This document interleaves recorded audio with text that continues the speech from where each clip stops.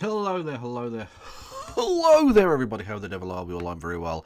I thank you for asking. You join me on an auspicious day. Salutations to you all. What is this nonsense? Why are you sending me things? I don't know. That's just weird. Stop that. Anyway, hello there, everyone. How are we all? It's election eve. Election eve, everybody. Are you ready for our stupid long, me and Christy doing degenerate hours streamerino? Because it's happening. It's happening at. We'll be kicking off at 11:30 UK time because some of the polls finish, or some of the polls close at 7 PM East Coast, which is midnight. So we're going to come on like half an hour before that to sort of get the party started. Are squirrels Trump coded now, Kev? No, they're not, and I'll get into that. It's a profoundly absurd situation. We live in the stupidest timeline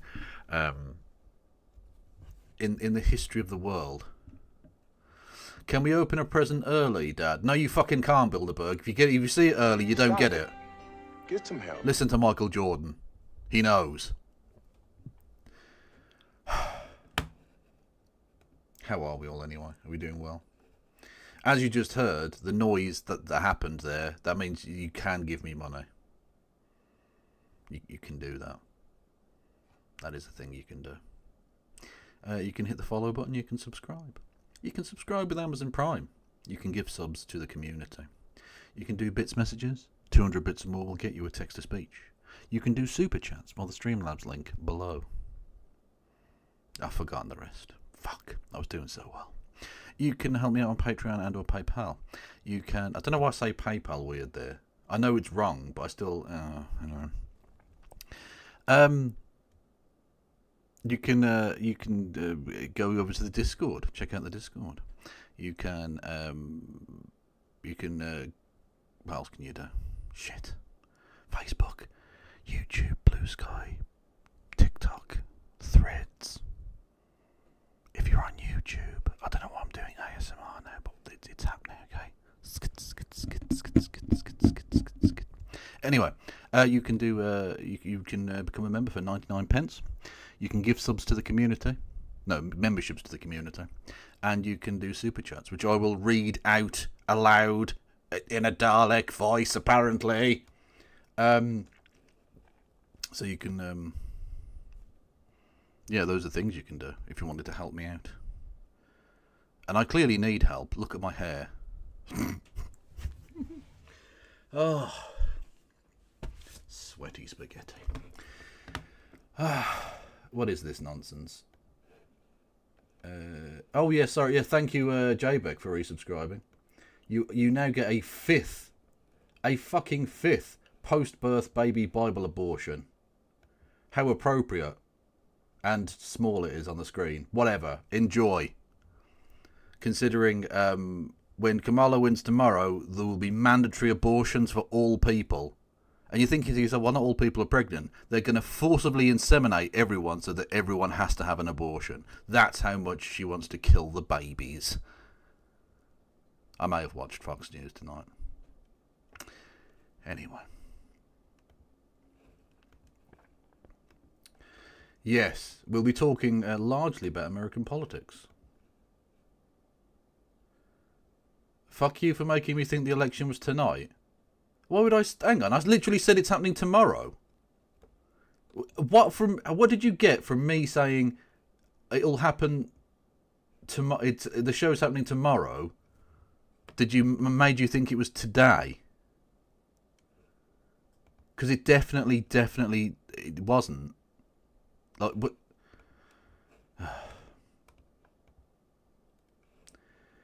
There's no way they're going to let me play a 6-minute long SNL bit. There's no chance that that's going to be allowed.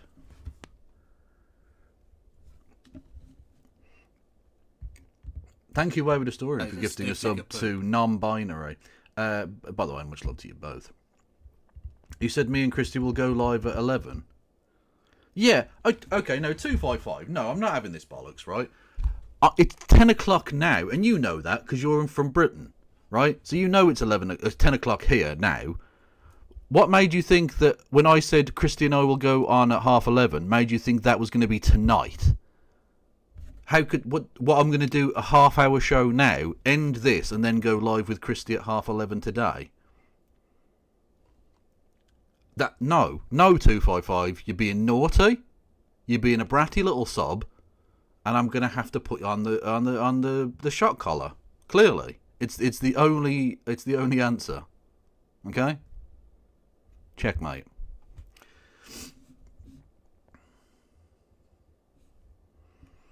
You could watch the SNL bit and just make it so that we can't see or hear it, and we just watch your reaction. So it's just me laughing mildly, because it's SNL, so the best you're going to get is a small titter every minute or so. I don't know about you, but that doesn't seem like the most quality content. Hello there, Mr. Peter Wood. Mr. Peter Wood. We're on a hype train as well. Everyone, if we get to level 2 of the hype train, I will finger Donald Trump's chances of becoming president ever again, because they're dead. I'm calling it. I'm calling it right now. Donald Trump will not be president of the United States ever again.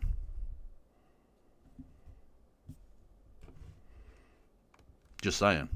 So I will absolutely finger his presidential run, because it's the last. It's the last. It's over. It's dead. Just saying. And you know how I know it's dead? Because of this fucking squirrel. Well, because of the return of the sausages. Yes, Daddy. Thank you, By Pagan Man, for being weird. That's delightful. Anyway, I know because of this fucking squirrel. We'll get to the squirrel in a second, but it's the squirrel and what the squirrel, for me, symbolises. What it shows about the Maga movement, quote unquote, and its death. It's in its death throes right now.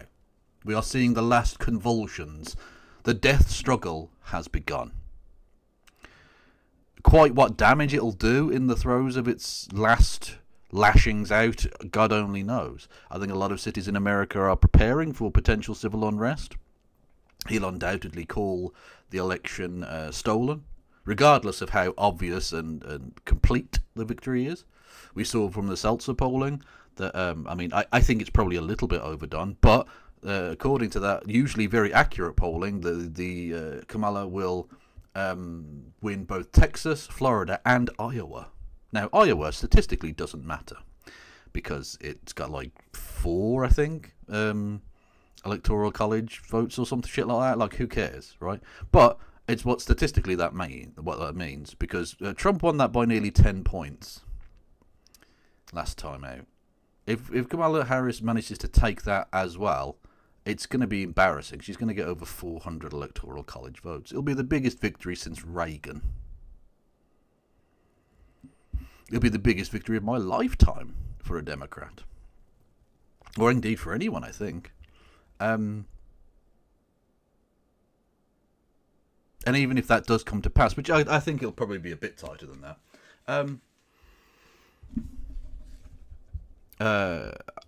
Even if it is that big a victory, he'll still call bullshit and say, "Oh, it was stolen from me." Blah blah blah blah blah.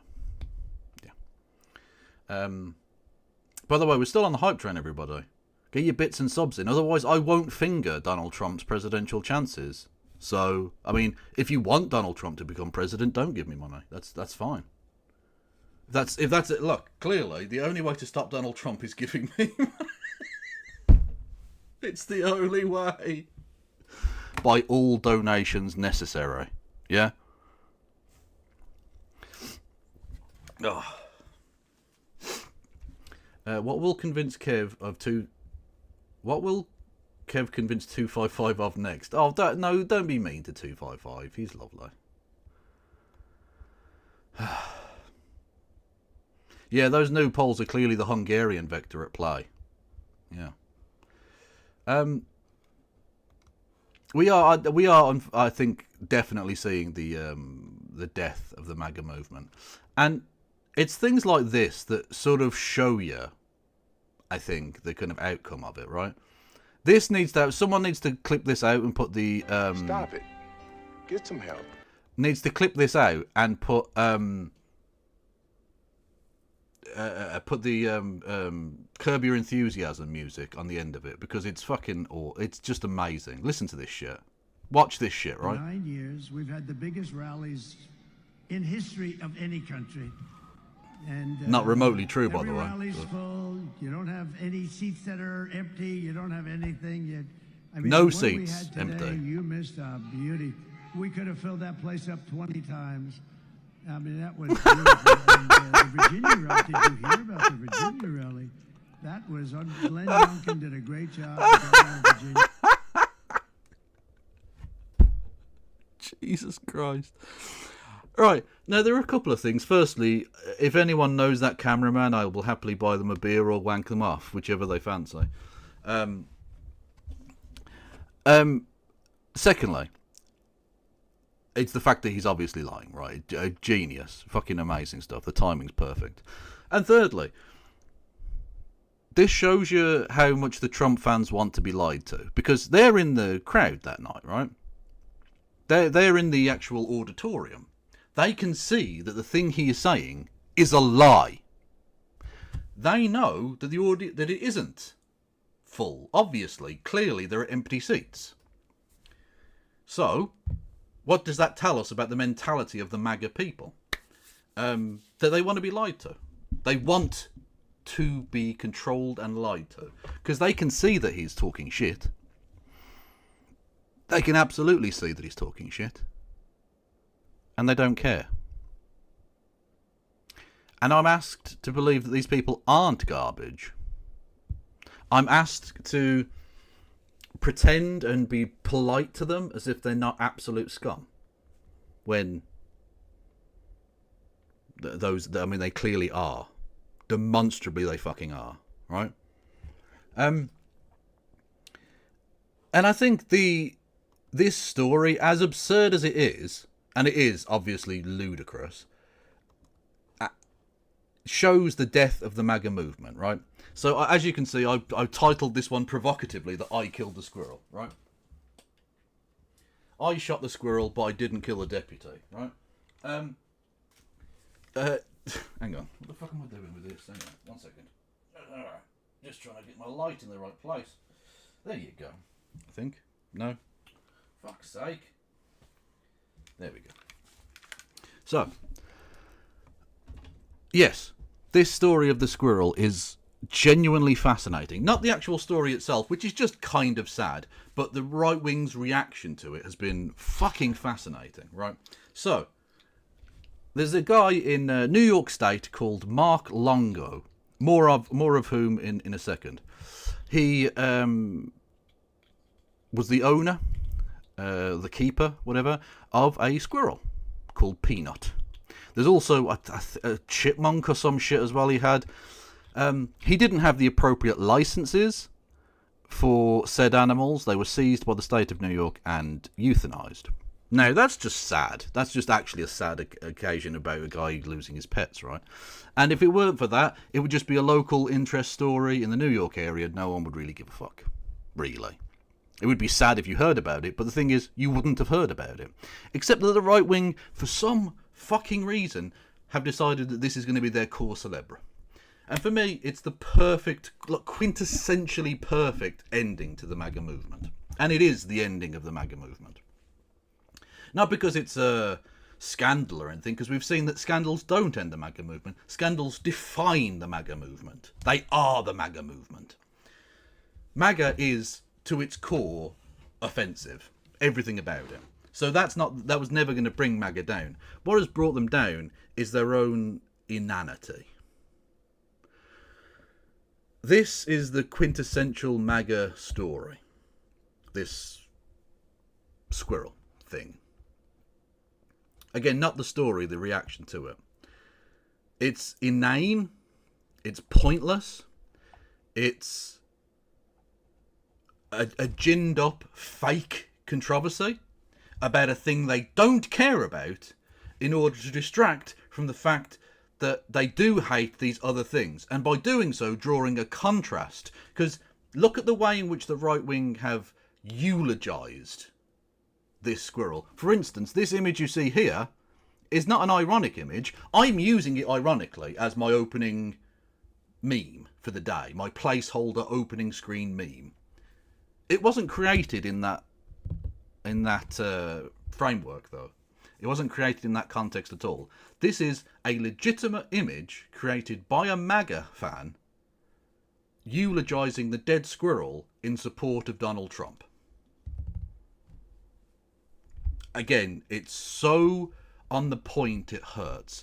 The same people who actively laughed at, celebrated and defended the murder of George Floyd, the murder of Breonna Taylor, etc., etc., etc., have shown so much more compassion for a fucking squirrel than they have for all women, Puerto Ricans, black people, gay people, trans people, basically the vast majority of people who aren't exactly like them.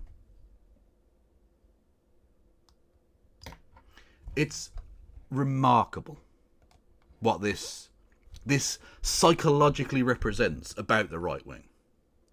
And ultimately, this need for controversy, this need for fighting against a perceived other, will be their undoing, because they have practically spent the last 2 days now going on about this fucking squirrel, 2 days before the election, the most important 2 days of the election campaign, talking about a squirrel. They have completely and utterly dropped the ball. They have fumbled this situation so badly because they're obsessed not with anything that really matters to the American people, but with feeling angry. They need to be angry about stuff. Get some help. The people who say fuck your feelings really like to get up in their own feelings about anything that is even mildly offensive to them. Think about the number of businesses these people have boycotted, at least briefly, temporarily, whilst it was getting clicks on social media, for minor infractions of Trumpist dogma. Constantly, every week, it was Bud Light, it was Keurig coffee machines, it was the NFL, it was this, it was that, it was the other. They've boycotted fucking everything, sometimes multiple fucking times. Because it's about feeling aggrieved. And not because they actually are aggrieved, but it's the old adage about when you've been in the position of superiority, equality feels like oppression. That's it. It's white, straight dudes, by and large, feeling that because they don't have the upper hand over everyone in every situation, now they just run 95% of the world, they're being oppressed. And so they need this need to act out in this way. To throw their toys out of the pram. To literally be the most offended snowflakes in the fucking universe. To the point where this ginned up controversy about a fucking squirrel is the lead-in story for their campaign for the presidency. And we've seen that in the polling. Kamala Harris and her people have been talking about actual issues. She's literally come out in the last 24 hours saying that she's going to liberalise marijuana laws nationwide. Awesome. Cool. Good. Brilliant. Elon Musk is going on about RIP Squirrel. Do you honestly think that's going to cut through with a voter? You pretending to care about the life of a fucking squirrel. You maniacs. You deluded mentaloids. And this is how it dies. Not with a bang, not even with a whimper, but with a euthanized squirrel. They're going to lose tomorrow, and that's it. Donald Trump may try and run again in 4 years, but he'll be 83, I think it is. It's over. Maga is over. It's done. It's dead. Their God King Emperor will be been shown to be an absolute fucking loser. Twice. In fact, he'll have lost the popular vote 3 times, which is, I think, unprecedented in American history. I don't think any person for one of the 2 major tickets has ever lost that 3 times in a row. Trump. Harris supports are garbage. Maga. Yeah. Biden. Trump supports are garbage. Maga, this is a national scandal and we are going to wear bin bags. Yeah, the garbage thing is really interesting. I think I made my point on my brief appearance on the Hippy Dippy. They are garbage.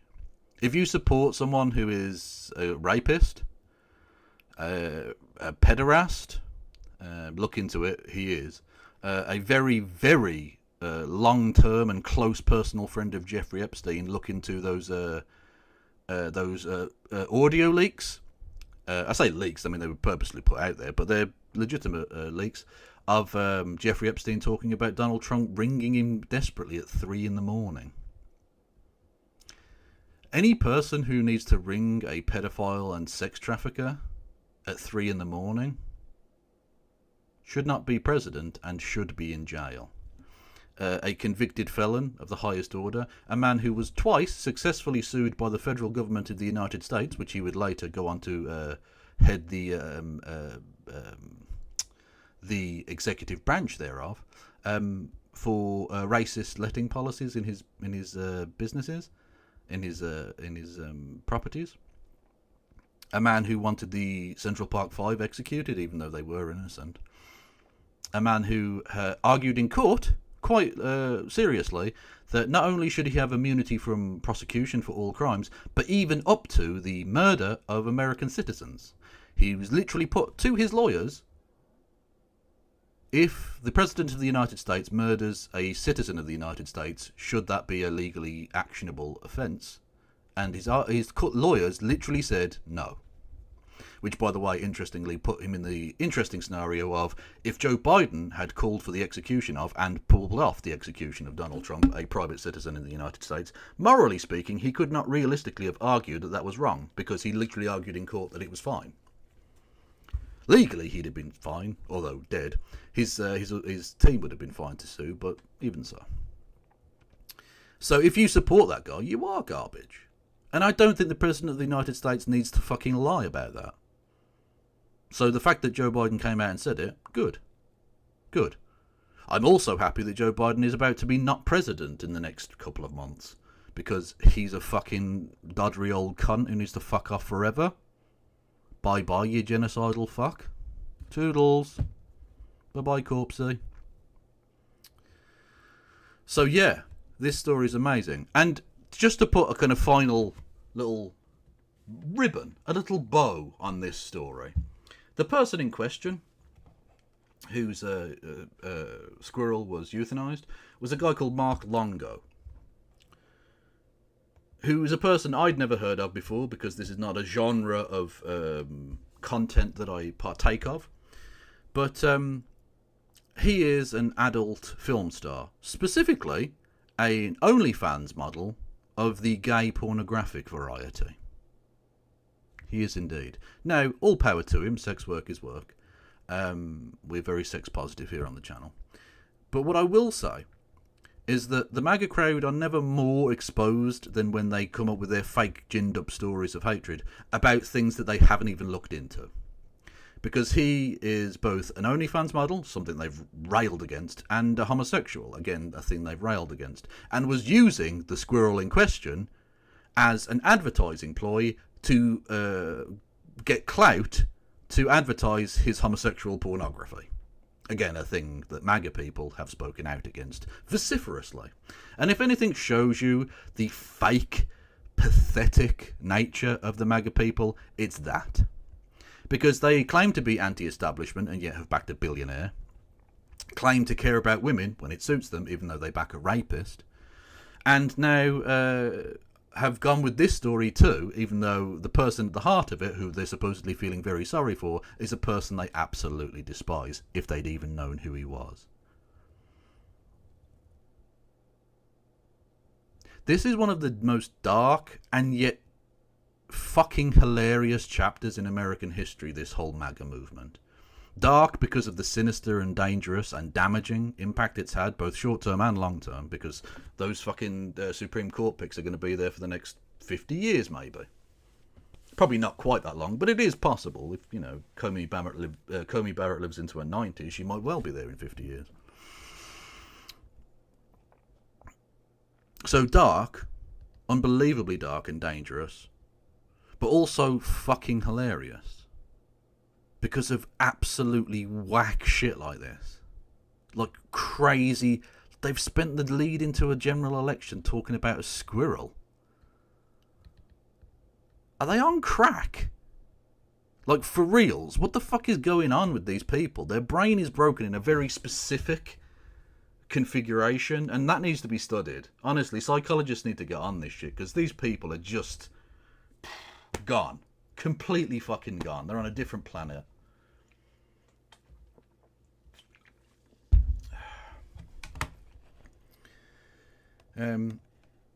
Thank you, Full Body Unibrow, for subscribing with Prime. Much love to you. Welcome on board. And thank you to Kieran Saunders with the message. Yes, about the garbage thing, which did set me off a little bit. But yes, there we go. Thank you very much. What is this? What am I... A cute baby squirrel curls up to sleep. Well, that's adorable, but we're not actually doing squirrel content as such tonight. Like, God bless you 255, but I'm not actually playing squirrel videos. Yeah. They are deplorable garbage, absolutely, yeah. True.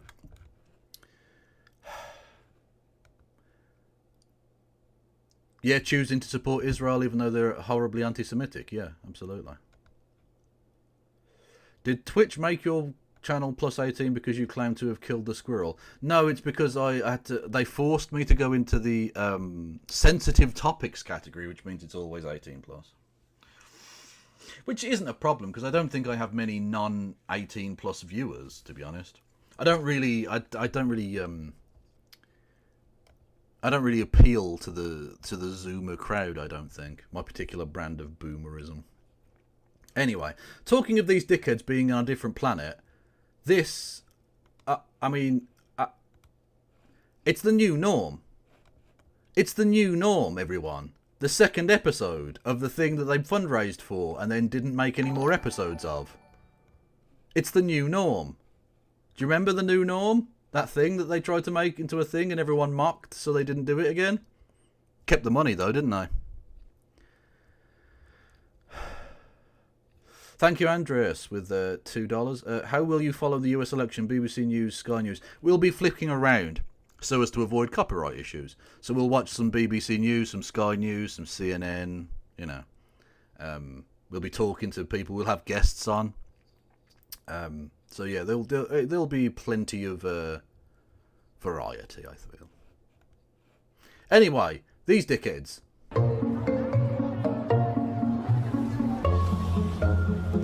If Kamala wins, we're out of here.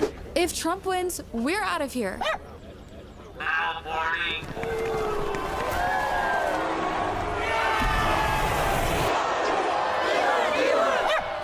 No, they eat dogs and cats. Your side eats dogs and cats. Our guy just sings about it. They're eating the dog. Eating the pets.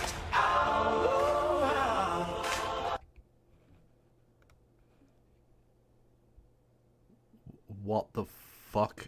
What? Unbelievable. I genuinely don't even know what to say. It's that bad. Maybe we all can get along. There, on the sloped roof.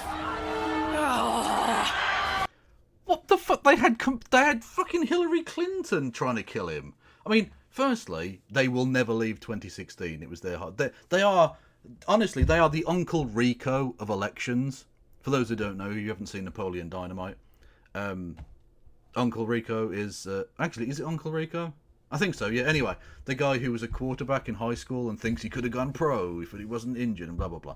Like, but he lives out his glory days of high school quarterbacking as a guy in like in his 30s or whatever. And these guys are the same thing, right? They'll never leave 2016. Pardon me. Gesundheit to myself. They're just stuck in 2016. It's amazing. And also, like, it was a conservative that tried to kill Donald Trump. Which, I mean, I suppose technically Hillary Clinton is kind of a conservative. But, like, an actual GOP voter that tried to kill him, not Hillary Clinton. Mad.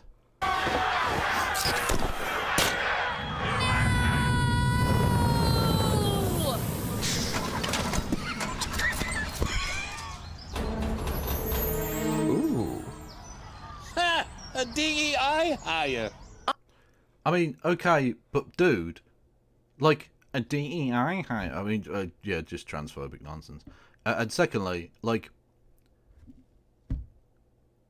you realise that, like, he just up and left you. Like, you're literally, in your own analogy of the Trump being, Trump shat himself, got onto the aircraft, and just left. Left you to be, like, presumably shot dead by Hillary Clinton, the sniper. And that's fine. You're still going to support him. Okay. Cool. I wonder what this button does.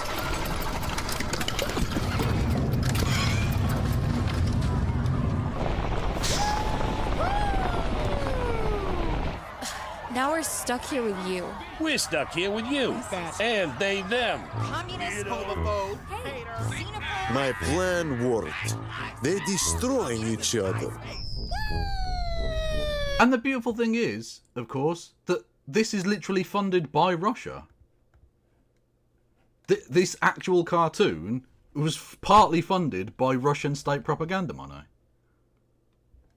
Unbelievable. Yet. What do we do now? Loot? I need a beer. Wait, where's our dog? They're eating the dogs. They're eating the cats of the people who live there. And you know. What the fuck am I watching now? Oh, this is trippy. Oh, this is trippy. I mean, it's almost at the level of that fucking... What was that show we watched? That weird fucking... Yes, exactly. The drag queen saved the day by killing Putin. This is fucking mental. What was that thing we watched? Do you remember? With that weird... It was weird, like, animation. And... Oh, fuck me. What was that? I'll have to try and look for that, because that was fucking wild. Ain't the same as the old norm.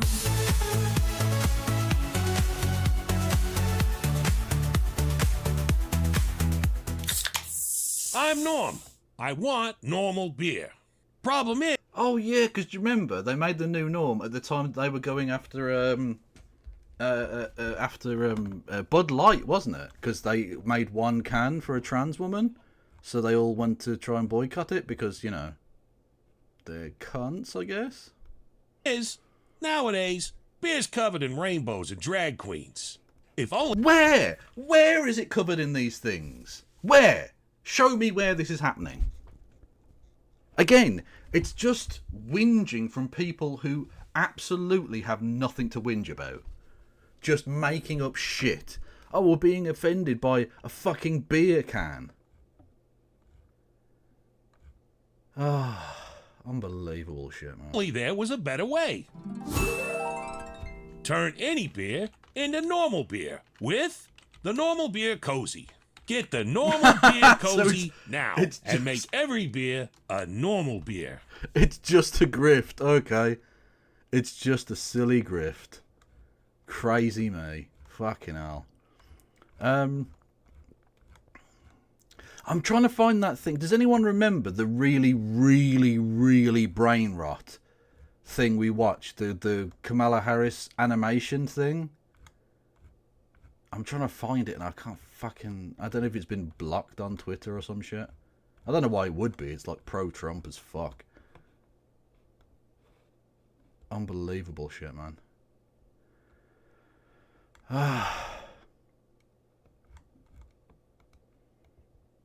Meat cannon. What? Okay. You heard what about fart too? Fart on that thing. Or squirt to right, girls? Squirt My upstairs neighbor began listening to the Talk to a podcast. Well, I should say he was watching it. He started watching it 2 months ago.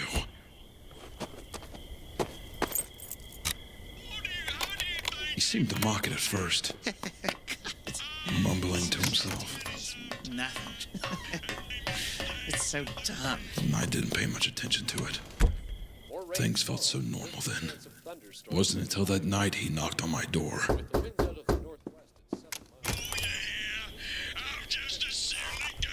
He raised his head along with his phone to look at me, a crazed look in his eye, accompanied with a sticky, wet smile. He was showing me the podcast he was watching earlier. You gotta check out this podcast. Why do you think The joke people is so like that funny. so much? I wish I knew. Multi-layered. How could I do? I can't recommend it enough. Oh, the Hawk Tua thing? It's just the dick-sucking joke, right? You think it's just that, but then she talks to you. She speaks to me, at least. She saw through me. Yeah, I don't know. I mean, I could see my soul leave my body. you boys. Hawk Tua. What is this?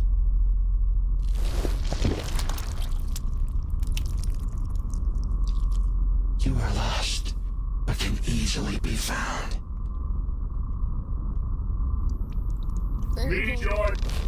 Spill from your mouth the essence of truth, and it will set you I'll free. lead an effective strategy to mobilize true international effort to pressure.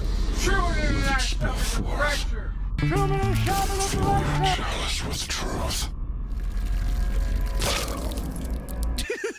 You could see his obsession. It's so funny. But it was just a joke. No, not Freedom Tunes. It's like way worse than Freedom Tunes. It's like it's sort of, I think, done with AI or something. You. What did I tell Right? you? A leak from upstairs began to drip into my apartment. I tried to talk to him about it, but he would never answer his door, only laughing with the podcast blaring at all times of day. Looks like a Rottweiler's jowls dribbling down. Out of some morbid curiosity, I tried watching the show, but I didn't understand. I couldn't understand. Was it the joke? Was it the girl? Where was the root of his obsession? There was nothing. Hard to us. Dog to us. Cat. Meow to us. Meow to us kind of interesting. Because that's also about pussy. But not about the lady kind, more about the little fur baby kind. I don't want kids, though, because I think that the world's a corrupt place and it makes me afraid. I really don't want to bring another conscious living being into this hellscape we call it Earth. But what do I know? Hawk Tua, spit on that thing.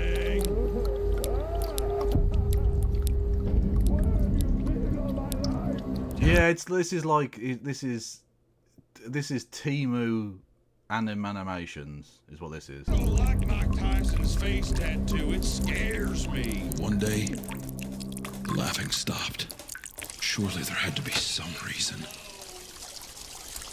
Oh, Post Malone, so dreamy. I love his face tattoo. Hawk Tua. Instead of always tired on his cheeks, I wish it said Hawk Tua. How much you think I gotta pay him to put spit on that thing? Tattoos are if there's any skin left on that beautiful.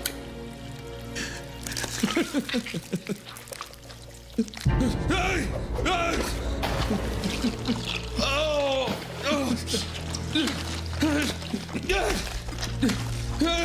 Oh God!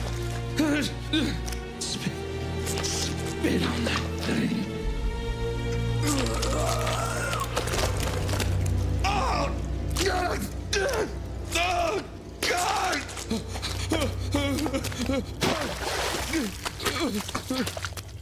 Yeah, my dad didn't like the Hawk Tua meme, but I must admit, Hawk Tua! the show does hook you pretty fast. That thing already. And it's not just a one-dimensional joke. It's truly very moving.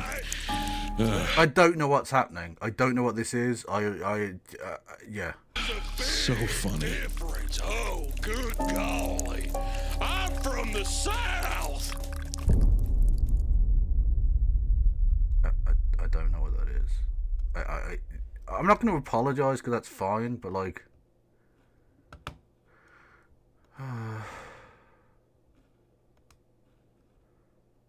yeah, okay, it's... yeah. Do you condemn Benjamin... Oh, hang on. Okay. So we're going to be watching a little bit of this, obviously.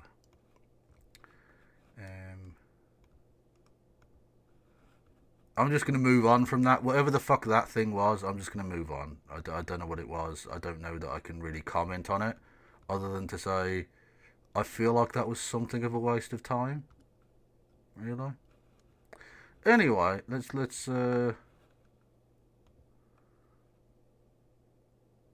this, I guess. Mehdi Hassan, good lad. Good lad. And this is like, for me, this is the two sides of British masculinity, okay? You've got Mehdi Hassan, fucking dope motherfucker, and the flabby waste of oxygen you see on the screen before you there. But not this one. This one's also that, but in a different way. Do you condemn Benjamin Netanyahu's terrorism against the children of Gaza? I wouldn't categorise it as you do as terrorism, although I do think that they've committed some acts which I do think are acts of terrorists. You're not... So, he can't be that much of a fucking loser, can he? He can't be that much of a fucking weirdo.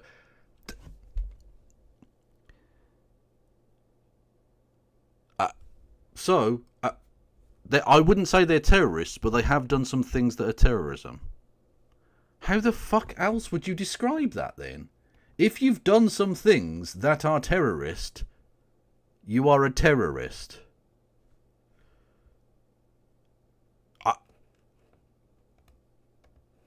I don't know what to say. I don't know what to say to that. He's a fucking idiot.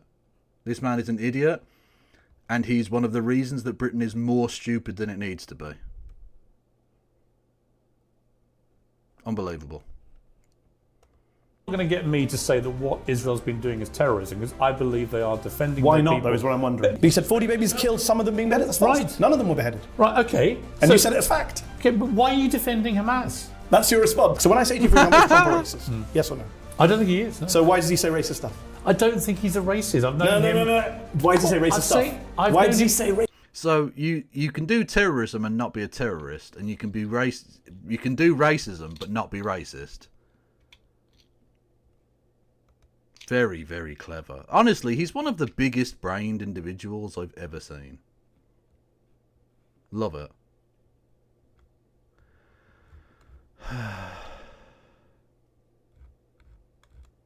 How very sad.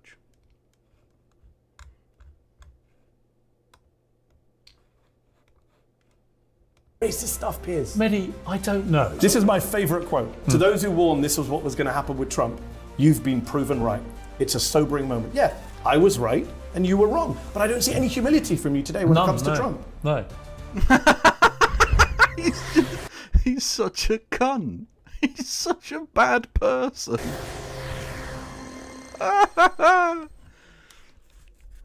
Hello. Many of you have seen me appear on Piers Morgan's show, Piers Uncensored, this year. I've watched me have some pretty lively debates on that show with him as a guest. Well, today I'm delighted to say that the tables have turned. Piers Morgan is joining me here as a guest on my show, Mayor the Unfiltered, here in New York City. Piers, welcome to the show. Well, to be honest, you've dominated the interviews we do on my show so much people think that was on your show anyway. Well, let's see if you can return the favour today. There is much to discuss. I want to talk about the two big issues that you've covered on your show this year that's made your show huge around the world, and it's two issues I talk about often when I come on your show, but I want to hear your views. So this is a great opportunity for us and for our audience. There is a question you have repeatedly asked all your Palestinian and pro-Palestinian guests, and you've had a lot of them, to be fair. People Do you condemn the Hamas?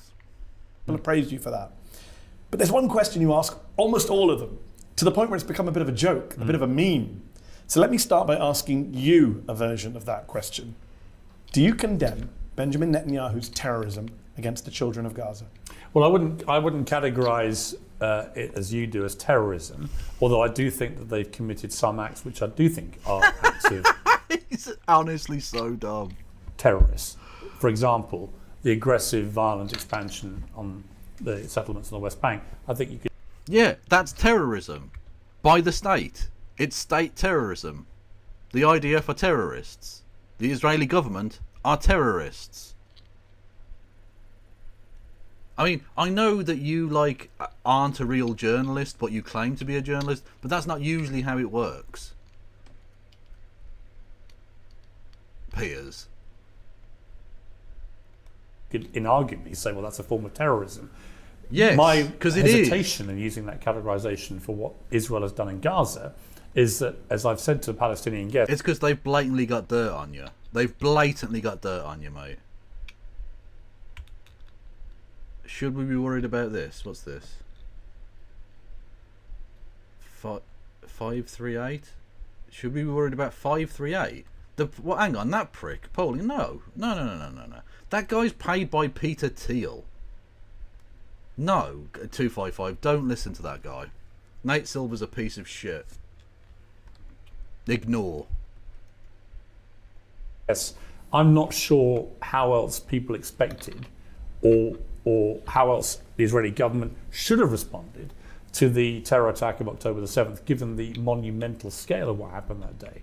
It seemed to me Hamas knew exactly what Israel would do, didn't care about its civilians, was hiding amongst them, had a tunnel system and thought, bring it on, let's have this out. So I've always felt that Israel not only had a right to defend itself, but had a moral duty to defend its people. By killing Palestinian kids?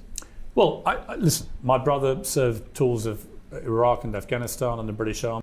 Wow, your brother's also a fucking imperialist murderer. And a terrorist. Bravo, Piers. I don't see how that's relevant to anything. 538 is separate from him now. Well, okay. I mean, okay, fine, but I also still wouldn't be worried about them. All of the polling I've seen, that's why I'm so bullish. I've seen enough now. I've seen enough to suggest that it's going that way. There is an inexorable tide of things. And you know that it's getting that way because even Trump is out here talking about if he loses, he won't run again. Why would Trump ever say that? Because he knows he's going to lose. He's desperate. He looks so tired. Honestly, I think they should euthanize him. He should go and join Peanut in the sky. He's going to hell. But we don't. Maybe Peanut's going to hell. Maybe Peanut had a dark past. We don't know what Peanut got up to in his private time. He could have been a very, very evil squirrel. As did my brother-in-law. There are military all through my family. They've all taken part in conflicts where civilians, including children, have been killed. I think the particular problem in Gaza is that half the population are under 18, of 2 million, and that clearly a disgusting amount of children have been killed in this conflict. So my answer to your question, I wouldn't categorise it as terrorism to respond to a terror attack by going to kill. It's not terrorism unless it comes from the Tahrir region of Islamistan. Otherwise, it's just some sparkling war crimes. That's all it is.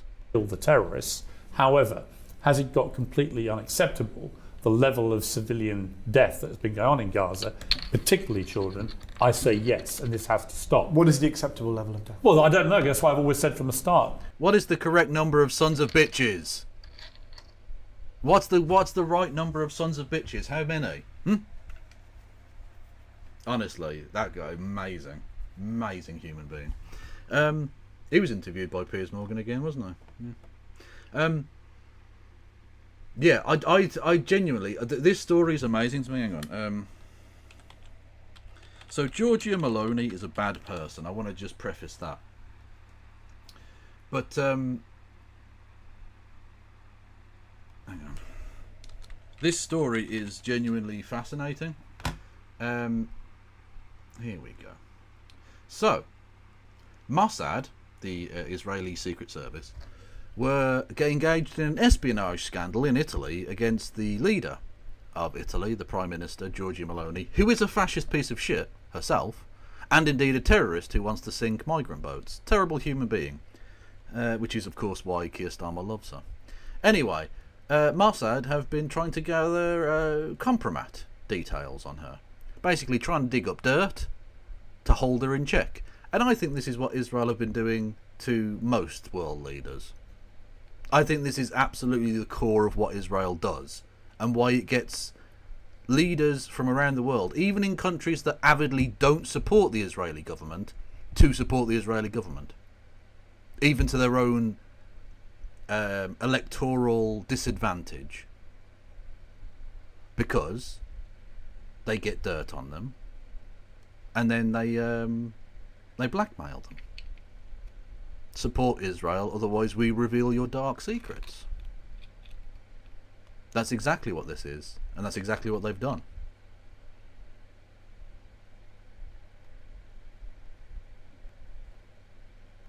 What is proportionate? What do people expect people to do? I mean, for example, when America, after 9/11, went into Iraq, as you know, I waged a campaign against the Daily Mirror newspaper against it. I thought it was an illegal. But you haven't waged a campaign against this? Well, because the point about Iraq was they didn't perpetrate 9/11. Nothing to do with it. So it's about the. Okay, but Lebanon didn't do October 7th either. Like, come on now. What is this? Members of Parliament, we're the servants of the people. We're not your masters.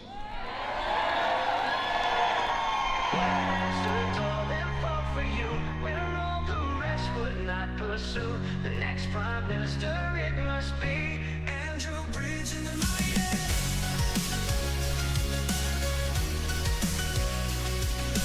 Done with all the lies, it's time to stand. For those who don't know, Andrew Bridgen is a psychopath who, former Member of Parliament, of course, former Conservative who then was kicked out of the party for his like COVID conspiracy theory shit. Stood as an independent and then lost, because of course, and is just like a conspiracy freak. He's your kind of, I will not eat the bugs kind of guy. The guy obsessed about 15-minute cities and stuff. That kind of. He does Schwab posting on the regular. He is a Soros aficionado, so to speak. On July the 4th, we take our land. No more illegal immigrants, we're free. Get the fuck, they came not play me all these mutants. You come in at just the right time. No Justice MTG Raiders. Hello there, obviously. Everyone knows No Justice MTG on my channel. Go and follow her. Otherwise, I will fucking cut you down where you stand. Not literally, of course. I will do it with words. My cutting, barbed vernacular, so to speak.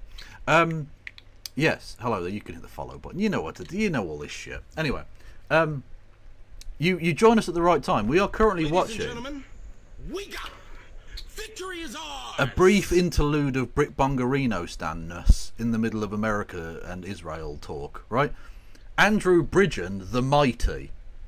This was his election campaign song, and it might be the most cringe thing that's ever existed. Hit the follow button, champs.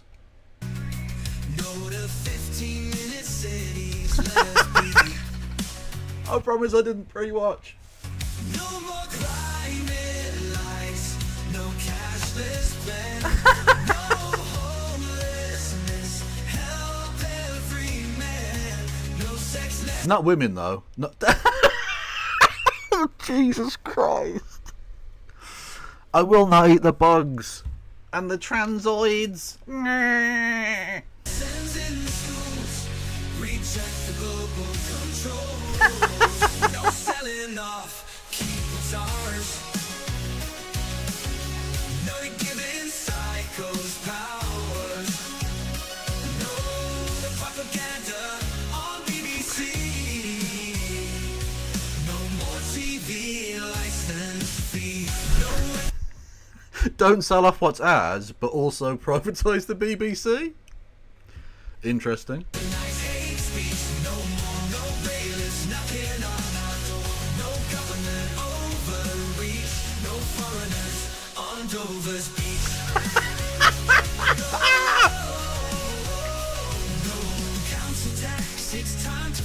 No council tax at all.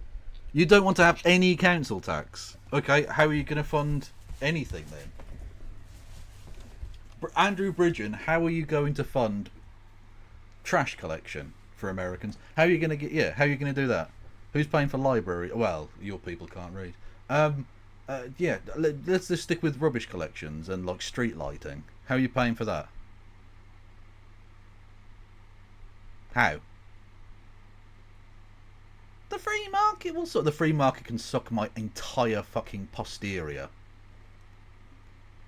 No chemtrails blocking out sunlight. No forced vaccines. We take our stand. Stand up and fight across this land. Oh, no rewards. Let's end the fight. No Bill Gates. No Soros might. No. I literally did Soros posting. Yeah. That's OG conspiracy shit. All these newfangled Charles Schwab fucking nonsense. No, Soros. If you're gonna do JQ, do it properly. Fuck yes. Don't clip that out of context, for the love of God. Fake news, no more lies. Truth to reign across our skies. No to the lies, keep it real. Our freedom, do not try to steal. You were literally an MP under this man. You helped get him elected, you dopey cunt. You literally stood on a platform of the Conservative Party with Boris Johnson as the leader. That's a thing you did. I didn't pre-watch. I wrote the song. True.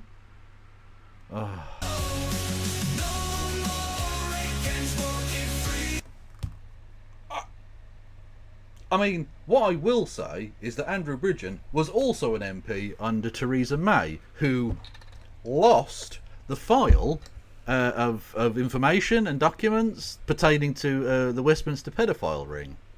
You know, where powerful, rich politicians and business people in the Westminster area were regularly raping children, right up until the 2020s, I believe. Yeah, she lost. Oh, sorry, 2010s, I should say. She lost that bundle of documents. I didn't hear you making a big noise about that at the time, Andrew. It's almost like it's okay to be a rape gang if you're rich and white. Apparently, that's fine.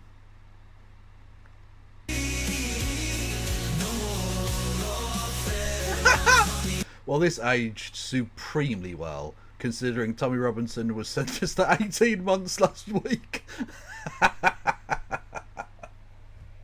And my favourite bit about the Tommy thing, right?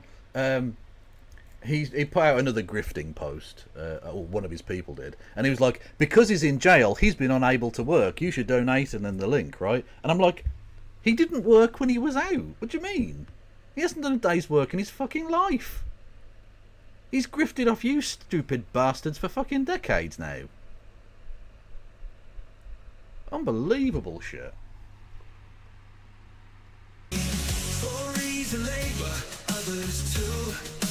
Amazing editing. Honestly, graphic design is my passion.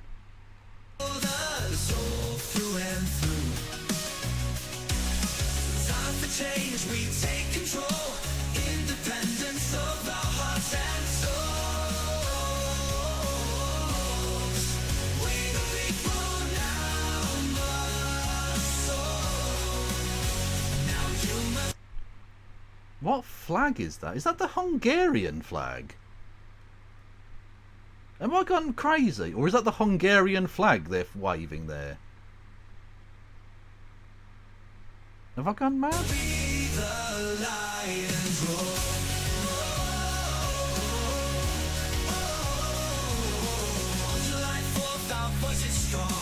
Also, the lion is an African animal. I mean... yeah, okay. Iran royalist Lebanese. There's no way it was Lebanese. There's no chance in this world it was Lebanese. Why the fuck would there be Lebanese flags on that march? It looks Iranian. Oh, fuck knows, man.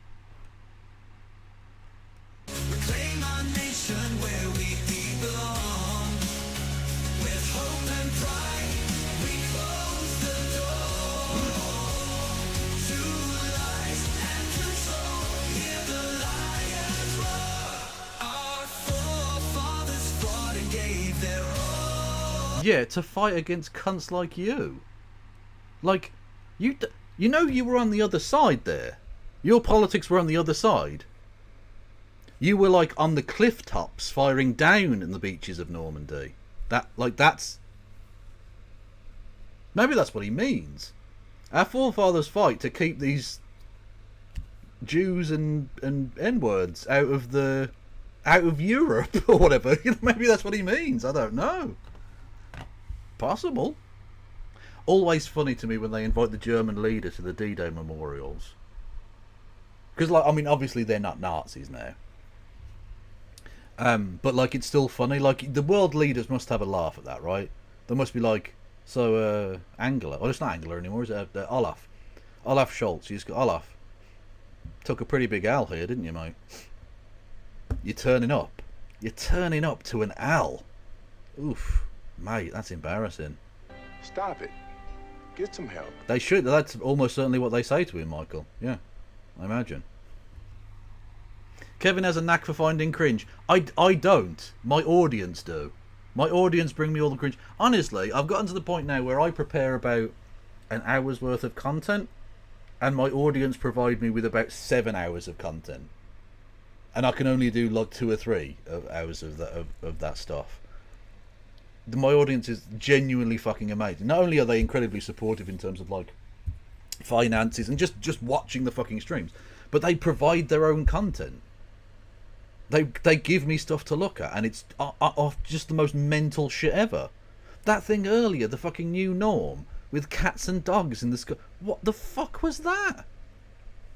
Absolutely mad shit.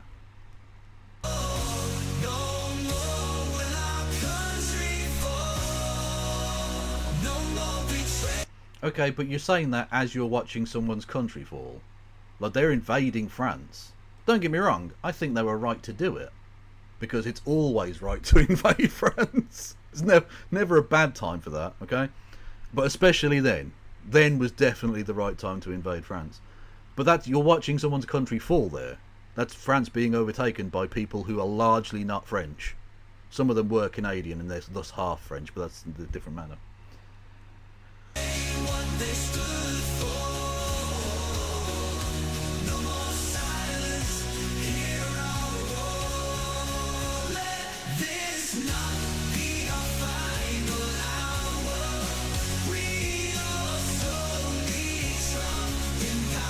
What the fuck? I mean, prescient, given the circumstances, I suppose, but like... What do you mean why do you need Trump in power? What's that got to do with anything? Aren't you supposed to be a nationalist? Why are you trying to interfere? Why are you trying to interfere with other people's elections? Did you see the fucking cunts? They made a big noise. Do you remember Trump sued the Labour Party for sending some people over to like campaign for Hillary? By the way, great. Actually, Donald Trump did them a favour. Donald Trump did the Democratic Party a favour because they sued so hard it got Jonathan Ashworth to leave and come back to Britain, which was the best thing that could have happened for Kamala Harris, honestly. Jesus Christ. Imagine him going up to some fucking like a trailer park in Alabama or some shit and being like, the people of Leicester South voted me out. But that's because of something, something, something. Terrorism. Do you want to privatise everything? Like that guy. Fuck me. Anyway. So yeah, the Trump campaign sued, right, because it was foreign interference, blah, blah, blah. And now they're welcoming in, like, fucking Nazis from Canada to, like, campaign for them in, I don't know where the fuck it was, Minnesota or somewhere. And they're all like, yay, help from Canada. What the fuck, what? You fucking scum. Jesus Christ. Honestly, every single accusation with Conservatives, every single accusation is a confession. Every one of them.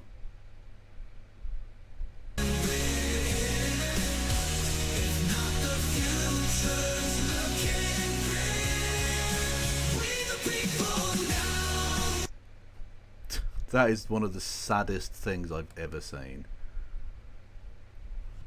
Yay. Like, am I supposed to be impressed with this? It's just sad.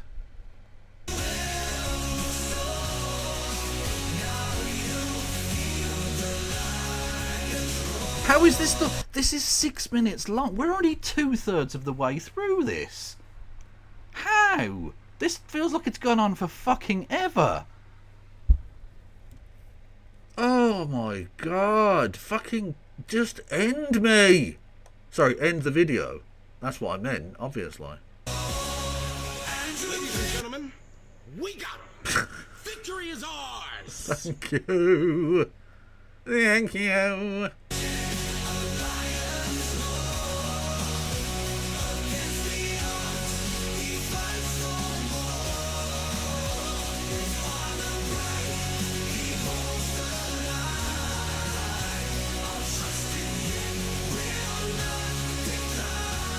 But his vote did decline precipitously. He is not a member of parliament anymore.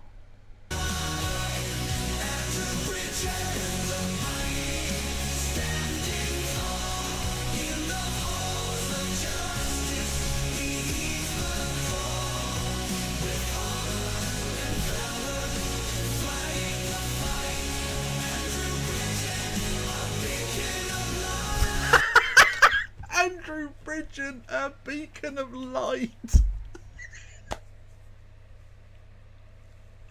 You can't. This is the thing, right? For Americans out there, you probably don't see this as like too crazy, because A, you're used to Donald Trump saying he's a genius and shit, and that's just like normal fucking rhetoric now. And B, your political messaging is so over the top. It's so like, I've got a gun and I'm on a horse. I'm going to shoot taxes. Vote for me. Bud Zickleworth III, Junior Esquire, for State Comptroller. Like that thing, right? And it's just ridiculous. It's Sarah Palin, like, blowing things up and or just crazy shit. In Britain, campaigning in Britain is like... I don't even know how I can really describe it. Especially with a fucking hair in my mouth. It's like it's stupid hustings meetings in a damp community hall on a Tuesday evening in Letchworth.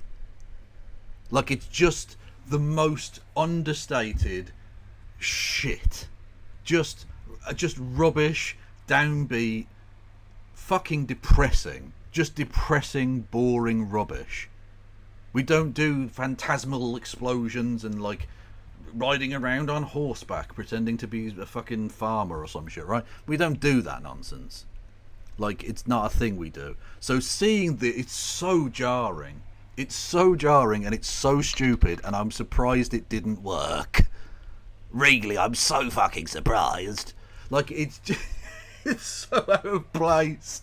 Like, you can't be campaigning for Northwest Leicestershire and be a beacon of light. Honestly, you can't do it. You want to be the MP for Northwest Lincolnshire. You're not a beacon of light. You're just a naughty boy. Okay? Sort yourself the fuck out, Bridgen. Andrew Bridgen, brave and true, defending us in all he'll do. With courage, he takes a stand for our freedom in his land. Andrew Bridgen. Guardian of Truth. I'm sorry. Is this a pitch for a new superhero? Is this a new extension to the fucking cinematic universe here? The DC Comics or whatever. Andrew Bridgen, the Guardian of Truth. Look at him. He's wearing a fucking brown jacket and cream slacks. He's the guardian of erectile dysfunction, not the guardian of truth. He's the guardian of fucking whiskey bloat. That's what he's the guardian of. Fucking hell.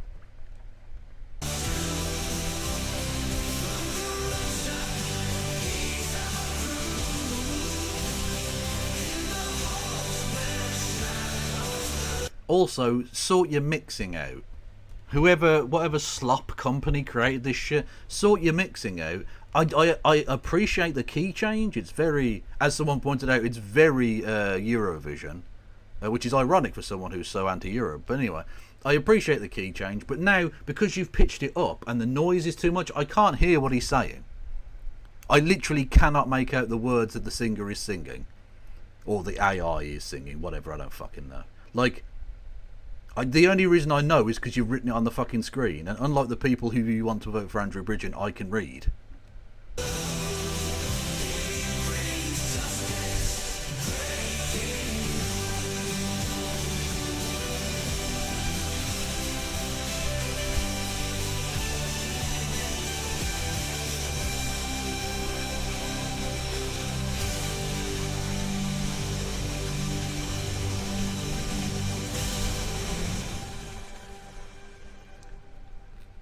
That was genuinely one of the most brain-rotted things. Bridgen. He's still going. He's still fucking going. I thought it was over.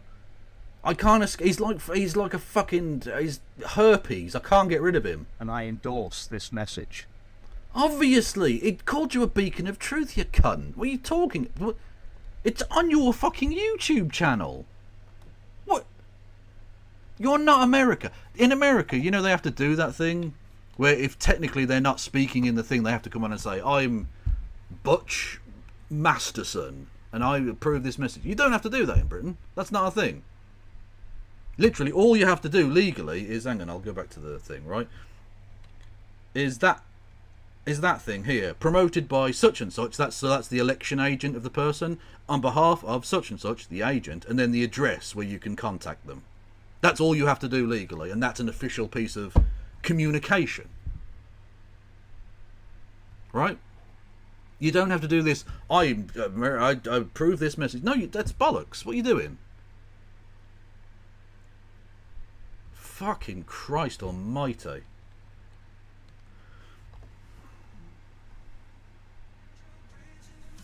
Here we go. PayPal. Don't forget, you should give me money instead of Andrew Bridgen, because I won't use it on AI slop music. For now. Anyway, back to this stuff. Goal, not the conduct of the war. I'm asking you about the conduct. Yeah. Right? I don't want to have an argument about the goals. I understand. I'm saying if you kill, for example, you saw the video, because I know you're on social media as much as I am, a video that Washington Post verified of a little kid, 13 years old, is attacked by a drone, minding his own business. He's not Hamas. There's no Hamas hiding behind him. He's attacked. As he's bleeding out and people come to help him, they attack again. That's a double tap. It's what Al-Qaeda and ISIS do, double tap strike. How is that not an act of terror? Well, because 2 kids are killed deliberately. I've seen a lot of videos. Some of them are... But that one specifically, is that an act of terror in your view? It is in your eyes. No, I'm asking your view. Well, no, I haven't seen the one you're talking about. What I would say about it... That's very convenient that you haven't seen that one piece of evidence. What about all the other ones? You've seen some of them, surely. What about all of the other terrorism that Israel has done? Have you also not seen that? Are you the Arsene Wenger of terrorism? I did not see it. That's a reference about 4 people in chat will get. You're very welcome. Is that I want to see all of these things properly investigated and to establish whether there have been war crimes committed. And if there have been, absolutely. If there have been. If there have been. Is there any human being who actually believes that? That actually believes that Israel hasn't committed war crimes? Like, even if you're one of these freaks who's like, I don't want to call it genocide. Like, okay, whatever. Fuck you, right?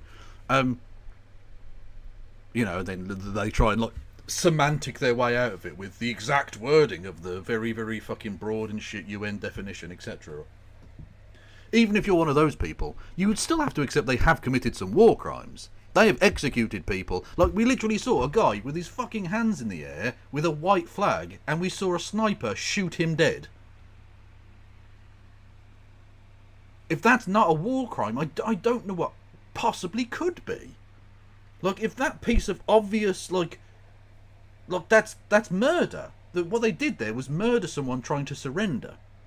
An innocent human being was fucking brutally murdered in front of us, on camera for all to see. The Israelis don't even dispute it. How is that not a war? What do you mean, if war crimes were committed? Notice how they don't do this with Russia. Now, before I get into this, Russia have committed war crimes. They are indeed actually engaging in a genocide in eastern Ukraine. That's not the point I'm making here. The point I'm making is the double standard. I have an ethical standard, which is genocide is bad. So whether it's happening in Ukraine, whether it's happening in Gaza, whether it's happening in Wuhan, not Wuhan, in the fuck's sake, in China. I forget. Yeah. Oh God. Oh, I was on a roll and I got the wrong. The Wuhan is where they got the fucking the bat flu.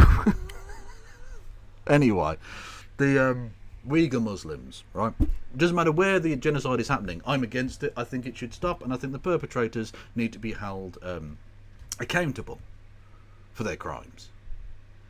These people see the genocide happening in Ukraine. They see the evil war crimes being committed by Vladimir Putin and his acolytes, and they call that out very rightly.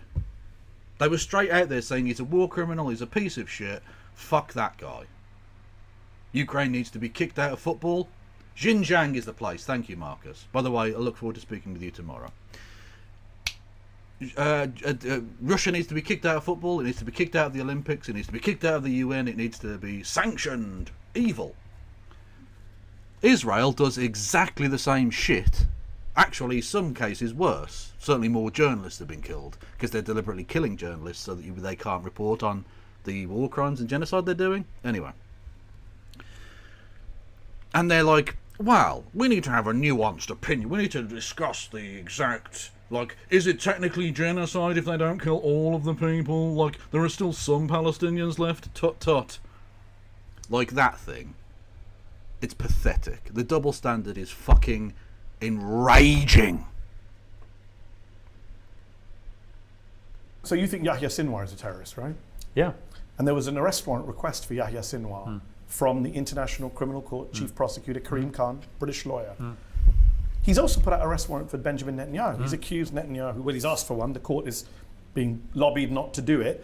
He's put out an arrest. He's asked for an arrest warrant, and the indictments he's put out include, this is what he's accused Netanyahu of: starvation, murder, willful killing, extermination. How is Netanyahu not a terrorist, Piers? Well, it may end up being that he is convicted of war crimes that suggest he's a terrorist. But Sinwar wasn't convicted of. Well, Sinwar. I'm just being consistent. The ICC chief prosecutor put out warrant for both. Here's the difference. Hamas made no secret of what they did on October the 7th. Here's the thing: Sinwar is brown, and therefore it's okay to label them a terrorist because he comes from terrorist land, from Terroristan, if you will. Whereas Benjamin Netanyahu is a defender of Western values. He is Middle Eastern, so no, he's not European at all. He's not. Stop it. He's not. He's not European. He's not American. Okay, he's definitely from the Middle East, but he's also defending Western civilization. And I will dance on the head of that pin, obviously. And therefore, you can't call him a terrorist because he's white enough for now.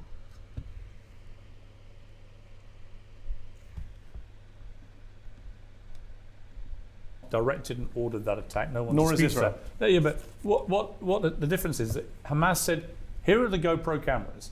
We are going to show the world what we're doing here. So is Israel. I just mentioned a video where a kid is killed on camera. Yeah. In fact, Israeli soldiers have put out TikToks of their war. You know, that's the joke I'm doing. He is European, yeah.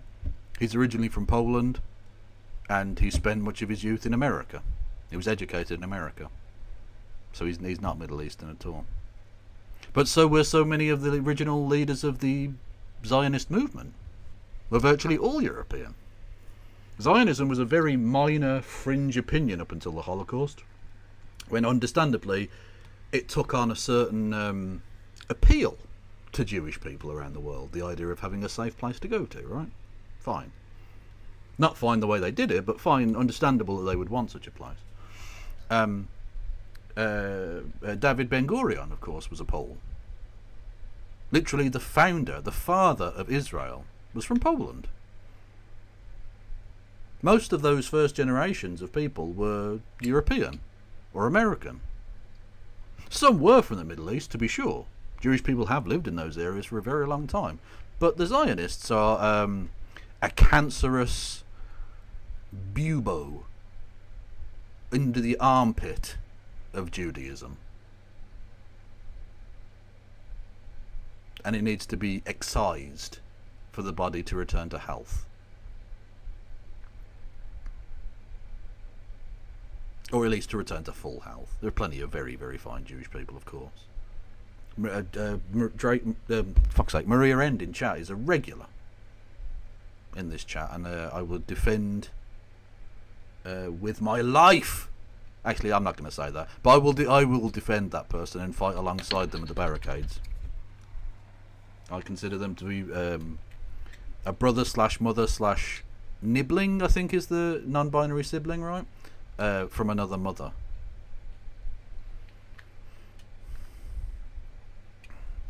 That's not entirely true. Yes, it is true to an extent, but there are Orthodox Jews who believe that they must never step foot in the Middle East because to do so is sacrilege. They think that God banished them from the Middle East and they must never return to them. Yeah, that's true, non-binary. That there is certainly... This is the thing. Zionists want you to believe that all Jewish people believe one thing. And of course that isn't true. Judaism has an enormously rich heritage of 1,000,001 different things. Jesus of Nazareth, the founder of Christianity, considered himself to be an extension of Judaism. In fact, early Christians didn't really think of themselves as separate. They were Jewish.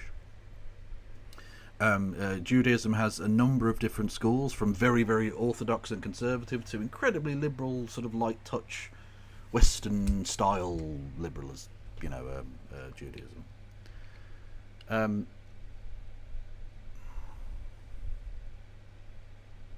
So yeah, don't buy into the nonsense. And we've seen, by the way, how Zionists treat Jewish people who oppose them. Zionists don't give a fuck about Judaism, fundamentally. They certainly don't care about Jewish people. Note the way they treat the African Jewish people as a second or third class citizen. Notice the way in which Orthodox Jews who have campaigned against the actions of the IDF in Gaza have been brutally suppressed. Notice how anyone of Jewish descent who is in any way critical of Israel gets called self-hating Jew, or useful idiot of Nazis, or some smear, some guttural fucking smear like that. Honestly, the most anti-Semitic people I've ever fucking encountered, outside of absolute out-and-out Nazis, of course, are Zionists. When it comes to a Jewish person who disagrees with them in any way whatsoever. War crimes, Piers. You're not going to get me to say that what Israel's been doing is terrorism, because I believe they are defending Why their not, people. though, is what I'm wondering. It seems to be just a stubborn resistance Because to any the fact. country in the world that had October the 7th perpetrated against them would do what Israel has done. No, they wouldn't. Yes, they would. They would have killed kids at this level. No, if you had literally a country on your border... Well, it's not a country on your border, it's occupied territory. I think you've conceded yourself in previous I shows. have actually said to you, I believe it is occupied territory. Okay then, so it's not a country on your border. Let's call it, what do you want to call it? Occupied territory. Okay, well, let's call it Gaza. Okay. That on one single Let's day, call it Gaza, in okay. 13 different entry points, 3,000 people came through and committed as much mayhem and murder as they could possibly commit in a deliberate attempt to destabilise and take down Israel. Which is No. You don't get to do that. This was not in any way an existential threat to the state of Israel. They wanted to kill as many Israelis as they could. They certainly wanted to inflict as much damage as they could, but they didn't have any fucking possible hope of taking down Israel. It's 3,000 people up against a nuclear-armed state with one of the most advanced fucking missile dome systems on Earth. In what way were they possibly going to be any kind of threat to the Israeli state? They aren't. They weren't. That's just a lie. You're just lying. Intention of their original charter. If that happened on any border, shared border in the world, there is no country in the world that would not have responded with military force in the way that Israel has done. I don't agree with that. But let me say you're right. Well, Every country would have done that. Doesn't make it not terrorism. No, but then what you're saying is that any country that then goes after terrorists that perpetrate that kind of attack automatically themselves become terrorists. No. I dispute that categorization. No, I'm saying that's a straw man. Well, I'm give me an example where they're not I terrorists. just gave you an example. They could have responded to Hamas without attacking a kid, killing the kid, and when people come to rescue him, attacking them as well. I can be here all day. We don't have the time. So I can go through. They didn't need to attack an apartment building. When American We're not forces, doing whataboutism. We're not doing whataboutism. When they went after ISIS, Yeah. but they killed a lot of innocent Yes, children in the process. I think those were acts of war crimes. I think war crimes are acts of terror. Yes. So if you go after, I don't think. so if you go after any terror group in the world. No, I'm saying if you hold on, Piers. The definition of terrorism, according to every dictionary, is the use of political violence against civilians for political goals. That is what Netanyahu is doing. He said it openly. Israelis have said it on your show. Well, he's responding to a terrorist attack by doing more terrorism. By doing more terrorism, Piers. You don't seem to understand that. Also, if October 7th, 2023 means that Israel gets to commit this level of heinous barbarism, what in response then are the Palestinian people allowed to do to the Israeli government and the Israeli people? Because if this kind of over-the-top reaction is allowed, then surely it would be fine for the Palestinian people to terms of service a great many Israeli people, right? According to you, according to your logic, if you're going to perpetrate acts of supreme violence on people, they're able to step things up and elevate to a completely different, over-the-top, out of kilter extent. Because just as much as Israel has a right to defend itself, well, so does Palestine. Doesn't it? Piers?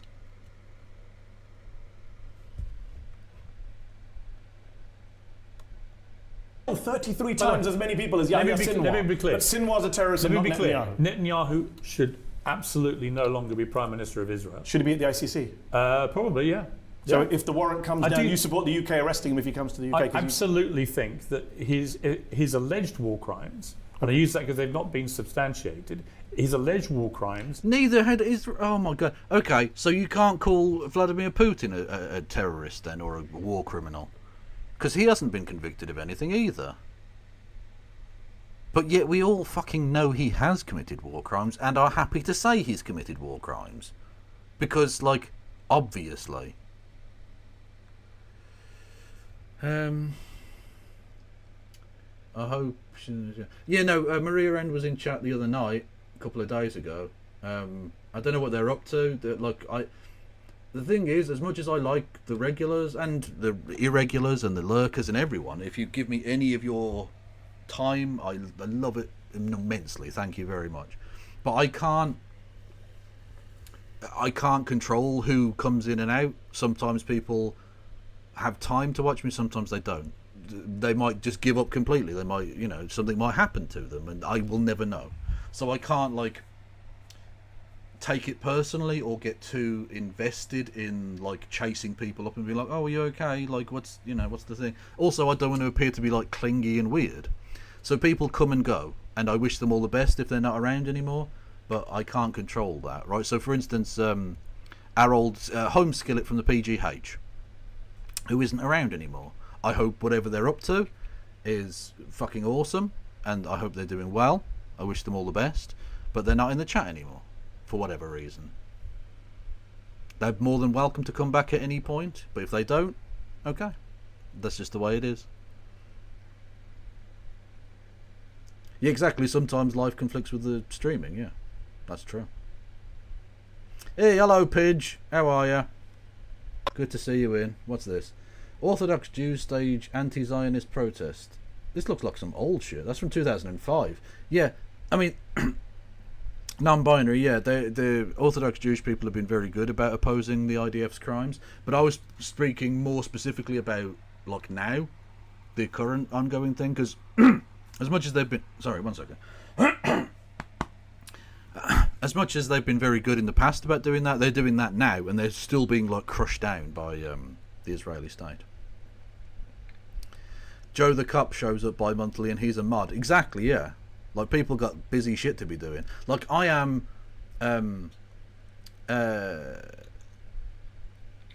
very much like an extra. I'm like the thing that you do if you've got the time, right? You can sit down and watch a Twitch stream if you've fed yourself and paid bills and blah blah blah. So if people don't turn up, okay, that's cool. I'm not going to hold it against anyone. I am the ultimate in luxury crap. I'm in Australia. Whoa, you're in Australia, Pidge. That's amazing. Why? Just why? Why are you there? Why would anyone go to such a place? They have spiders that will eat you. Or something. I don't know. I picked the video that was 9 years old because I didn't want to show a video that was recent and blah blah blah. No, that's fine, non-binary. I just meant like I was explaining that it's still an ongoing concern. Yeah. Should absolutely be investigated. This doesn't make any sense. I agree with you. No. I agree with you that they haven't been substantiated, but I'm being consistent. I'm saying everyone, Hamas, Israel, should be substantiated in investigation. You're saying one side's terrorists based on GoPro, but the other side's not terrorists, even though we've watched them kill thousands of people on camera. Literally, I've seen it. I saw them gun down an old lady holding a white flag. Hamas have made no secret that what they did was terrorism. Nor of Israel. Have you listened to Israeli soldiers? You should watch our documentary. It's called Israel's Real Extremism. It shows Israeli soldiers talking proudly about what they've done in Gaza. It's not just a T word, Piers. Yeah, in order to the T word. Well, this took an interesting turn. It's interesting that Piers hasn't seen any of the evidence, seemingly, of war crimes, because like. You don't have to go very far. Like on my timeline, every day I see some awful video that gets posted of like either like a murdered body or like a fucking kid whose body's been chopped, like been smashed to pieces, and it's in like a bag being carried by one of its fucking parents, and it's just essentially a child smoothie at that point. Or it's an IDF soldier rifling through like a woman's knicker drawer and like putting on her lingerie in their destroyed, the house that they've just destroyed, and presumably the owner is either fled or is dead under the rubble, and they're literally prancing around in their undies. Like they're not shy about this. They are open about their war crimes. Literally, the guy who was arrested for raping Palestinian detainees, hostages, was not just had a mob try and break him out of the jail, but when he was eventually released without charges, obviously, he was made a fucking hero. They were literally interviewing him on TV shows about what he'd gone through and how brave and awesome he was. Israel is a phenomenally sick society. This is where ethno-nationalism gets you, of course. Because anything you do is awesome because you're awesome, because insert ethnicity here. And anything you do to the enemy is fine because they're not really human. Certainly not human in the way you're human. It's fucking disgusting. And yet Piers Morgan's like, I'll definitely watch your evidence. Yeah. I mean, maybe they committed war crimes. Who knows? Boop, boop, boop, boop, boop. Fuck off, man. Is that you've been reluctant to use in relation to Israel, but also the G word, genocide. It's not genocide. Why are you? So let's talk about that. Why are you perfectly happy to call what Russia is doing in Ukraine a genocide, but not what Israel's doing in Gaza, when there are fewer civilians, far fewer kids killed in Ukraine than in Gaza, arguably way less genocidal rhetoric from the Russian government than we hear from the Israeli government? Why are you so uncensored on Russia but not on Israel? What are you afraid this of? is wayward. It's not that he's actually avoided the evidence; it's that he doesn't care. He doesn't care that this is happening. For whatever reason, I suspect that there's been compromising shit that Israel has on him, because like there's definitely compromising shit on Piers Morgan. Let's say for legal reasons, I don't necessarily believe this to be true, but it has been surmised that he has in the past been involved in the hacking of telephones, including potentially the telephones of dead children. This is a thing he has been accused of by certain people, and it has been insinuated that has taken place. If I know about it, I think Mossad know about it, and I think Mossad are in the kind of ability to get the information necessary to prove that that is the case. Now, it wouldn't take a genius to put two and two together and suggest that they did find such evidence, and they have informed Mr. Morgan of this, and that Mr. Morgan is being kept on something of a leash. I can't prove that to be the case, obviously. I don't know it to be the case. It would not fucking surprise me in the slightest if it were, though.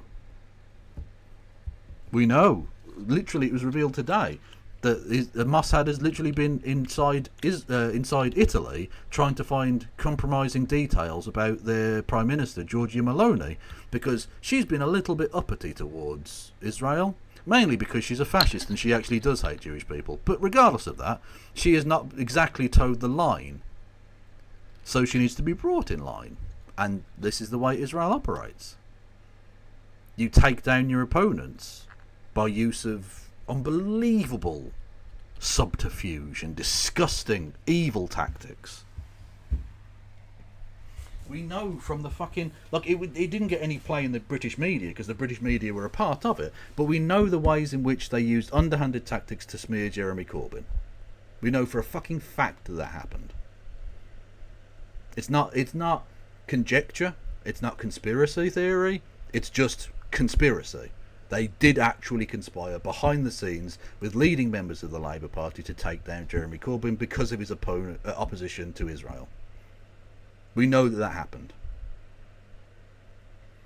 What are Israel doing to Italy? I showed the headline of it anyway, because I can't be bothered going through the story. But where are we? Mossad have been trying to find dirt by the use of espionage in Italy, trying to find dirt on their Prime Minister. Presumably they were not doing that for good reasons. Why would one want compromising information about a world leader? Yeah. I actually thought when you first jumped with that, it was a good point. I hadn't realised I'd used the word genocide in relation to what was going on in Russia. And I did go away and think about that quite carefully. Because you've got to be careful about the word genocide. The word genocide is where you deliberately exterminate a group of people based on ethnicity. And the reality about, let's take Gaza first of all. If Israel actually wanted to get rid of everyone in Gaza, they have the military power to do that. They have nuclear weapons. They could just nuke Gaza, as some of them, I suspect, would quite like to do. They've got some massively right-wing headbangers in that government, Ben-Gvir, Smodrich and others, who I suspect wouldn't hesitate to wage a form of genocide. So I accept that completely. But the reality is that there are 2 million people in Gaza, of which, depending which estimate you want to believe, but the official records from the Hamas-run health authority, there are about 45,000 people have died, of which it is estimated that around 15 to 20,000 are Hamas, and the rest are civilians. That's they're estimated by Israel, but okay. Okay, but there are different figures put out. But let's assume it's in that ballpark, okay? No. Good night, Fogel.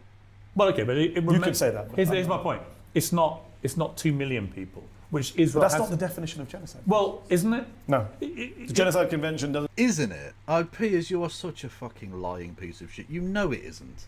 You know for damn sure it isn't. Because I have watched, and we on stream together, chat, have watched as people have debated the semantics of what genocide is and isn't, according to official legal definitions by the UN and various other bodies, on his show.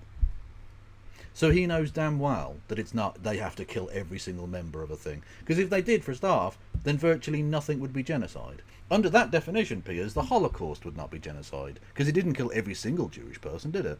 There are still loads of Jewish people. Unfortunately, far fewer than there ought to have been, considering the populations that used to exist in Europe. But they didn't get rid of all Jewish people. They didn't kill all Jewish people. So, under your definition, that wouldn't be genocide. And yet, it's the most obvious, go-to example of a genocide. That everyone can agree is a genocide, obviously. You fucking dishonest piece of shit. True, they haven't used nukes, so no genocide. True. Doesn't say you have to kill everyone. By the way, you said this to Bassem Youssef, our good friend, last week on the show. You said, well, I want to read you exactly what you said. Israel hasn't nuked Gaza, quote, they could have done. They haven't done that. If you're really genocidal, why wouldn't you do that? Yeah.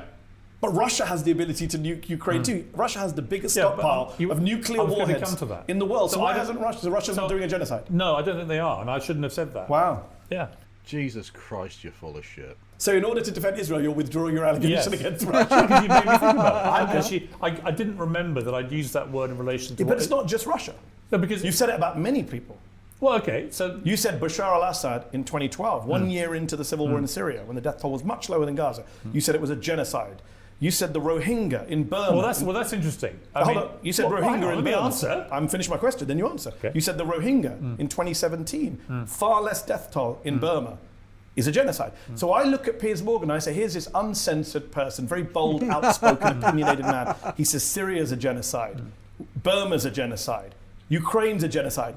Israel? No, it's not a genocide. Yeah. And now today, actually, I'm going to withdraw the charge of genocide of Ukraine. That's how much I don't want to accuse Israel of genocide. No, it's not. It that. Feels like you're afraid. No, the other examples I would give. It seems like you might be a massive pussy. It seems like you might actually be a big old quivering minge, my man. What's going on there? What's happening? What's happening, dickhead?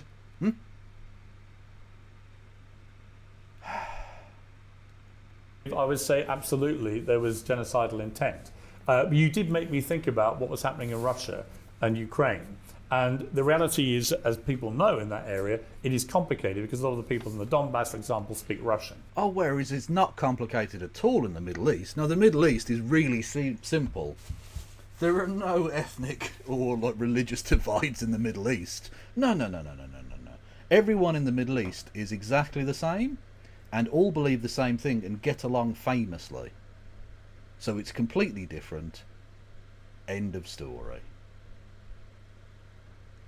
Right, and some of them, a percentage of them, do identify as Russian and would quite like to go back to being Russian.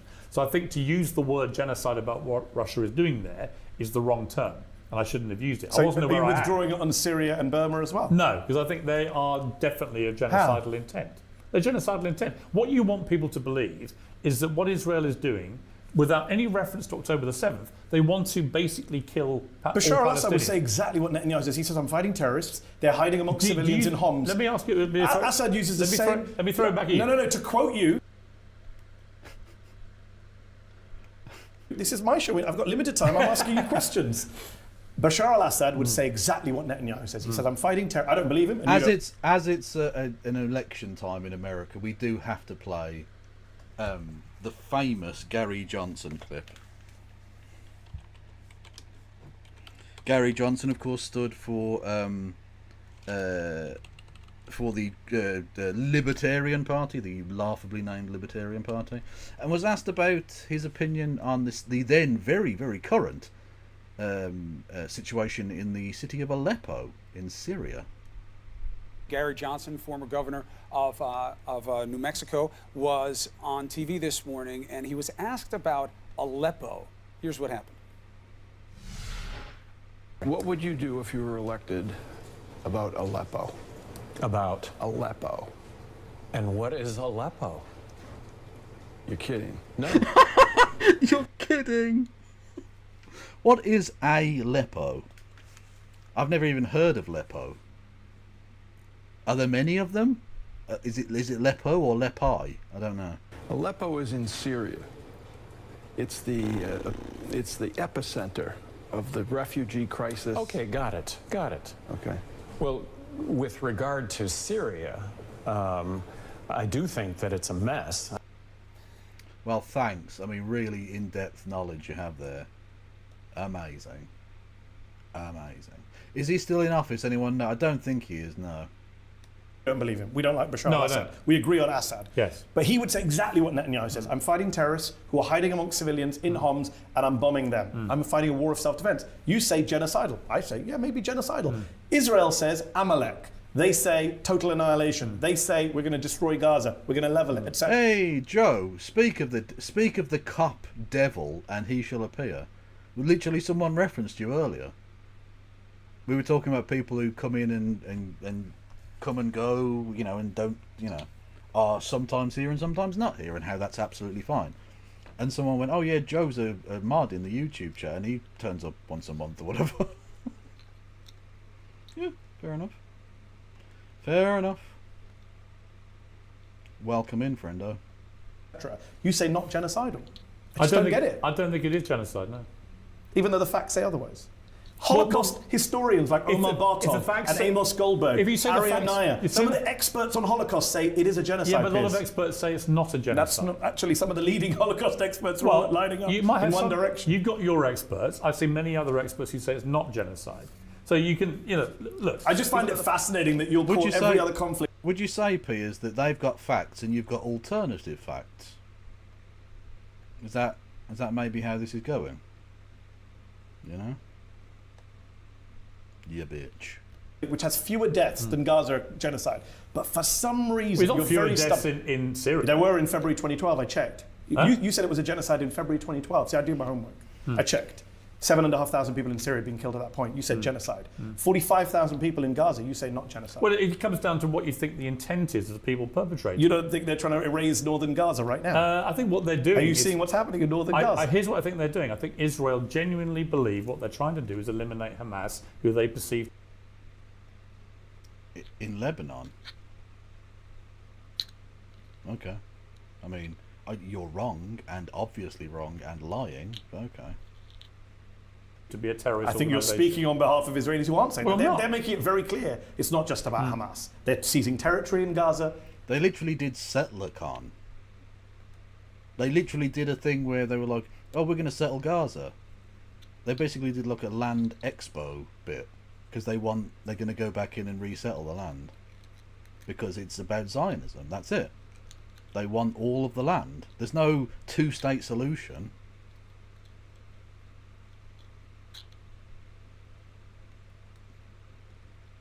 They're planning to. Some of them are planning to resettle in Gaza, and right now, northern Gaza, according to the UN humanitarian chief, everyone is at risk of dying. Piers, everyone. That's the words of the UN humanitarian chief. Don't misunderstand me. I think what's happening in Gaza is horrific. You just won't say genocide? No. You Okay. asked me if it's genocide. I don't think it is. And you asked me if it's terrorism. I don't think it is. Do I think it's got unacceptable, the level of civilian death? Absolutely. But you do think Netanyahu probably could end up at the ICC? Do I think that they have no plan for the end of this? Absolutely. Do I think Netanyahu and the headbangers and his cabinet should go? Absolutely. Do I think Hamas should have any authority going forward? No. So there are lots of ways that we can try and I know, find but common ultimately ground here. history will judge where you were on this, and they'll say you were right on Iraq and you didn't really come on board on Gaza. I don't think they'll find that you were right about calling it terrorism or genocide. Okay. We'll see. I hope you're right. Obviously, I don't want it to be a genocide, but it looks like one, sounds like one, walks like one. Just on last, I do want to talk about Donald Trump with you, but just on this topic. To quote Benjamin Netanyahu himself, if it looks like a duck and talks like a duck and walks like a duck, it's a duck. But this is a nuclear duck. I think he actually said at the UN. Because he's an idiot. October 7th was bad enough, I think we can both agree. The kidnapping and killing of civilians, war crimes, without anyone having to exaggerate how bad it was. And yet, given the way a genocidal Israeli government, in my view, not yours, has used atrocity propaganda to try and justify the mass killing of Palestinians, especially Palestinian children. And that October the 7th, some would argue, even got as a Palestinian-American child killed in Illinois. There's an argument that guy was infuriated by talk of beheaded babies, etc.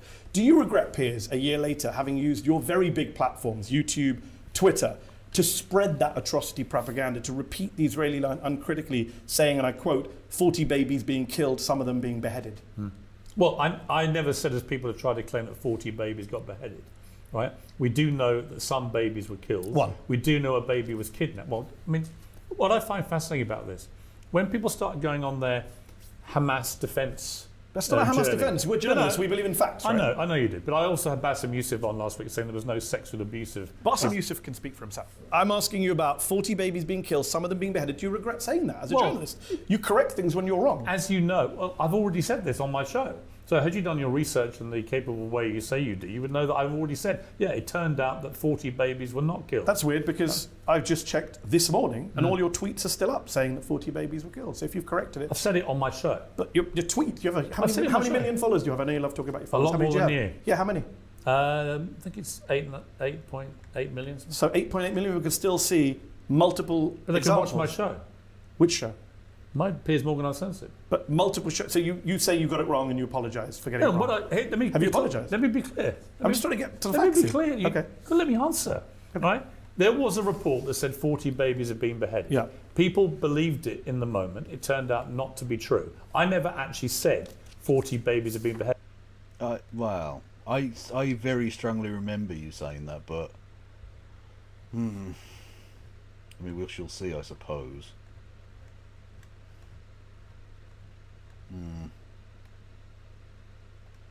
Headed contrary to the avalanche of people who on a daily... Passed it off as fact. Hang on. Piers. Come No, on. I didn't. October 10th, talking to Joan Collins. This new revelation of 40 babies being killed, some of them being beheaded. How can any human being do that to a baby? Right. There's nothing in there that expresses any doubt. Right, I didn't say 40 babies got beheaded. You said 40 read it babies yourself. killed, some of them being beheaded. That's false. Right. None of them were beheaded. Right, okay. And So- you said it as fact. Okay, but why are you defending Hamas? That's your response. I'm not defending Why? Hamas. I just started with Hamas did war Were any crimes babies killed? on October the 7th. Were any babies Horrific, killed? and they should all go to prison. Were any babies killed? Yes. Children were killed. Yes. Right, were any kidnapped? But I'm wondering why you Well, hang pushed an on, Israeli hang on, propaganda line. Were any kidnapped? Yes. Okay. Horrific, Were any and I've condemned it, Were Piers. any people beheaded? I've condemned Were any it. people I beheaded? believe a Thai worker and maybe a soldier were, according People to were a video. beheaded. Yeah. Okay, so babies were killed, babies were kidnapped, people were beheaded, right? And your position is you want to sit here and split hairs about. Well, how people many... died as a result of this, Piers. A kid was killed in Illinois by a guy who believed this stuff. 1,200 people got killed. But you and I are not in responsible one for that, day, right? You and I are not responsible. And nearly Piers, 7,000 got wounded. You and I are not responsible But for you that. want to sit here and try and defend Hamas. Where did I defend Hamas? Yeah, Piers, it wears a bit thin after a year, the whole, will you condemn Hamas? Will you condemn Hamas? I hate to say it, but we lost a hero today. Unfortunately, I'm having to denounce and distance myself from Mu Deng, who has both predicted Donald Trump's election and eaten the cake with Donald Trump's face on it. So you get a bit of fame, you get some coin, you get a bag, and then all of a sudden you become a conservative cunt. Mu Deng, you should be fucking ashamed of yourself. Look what you've become.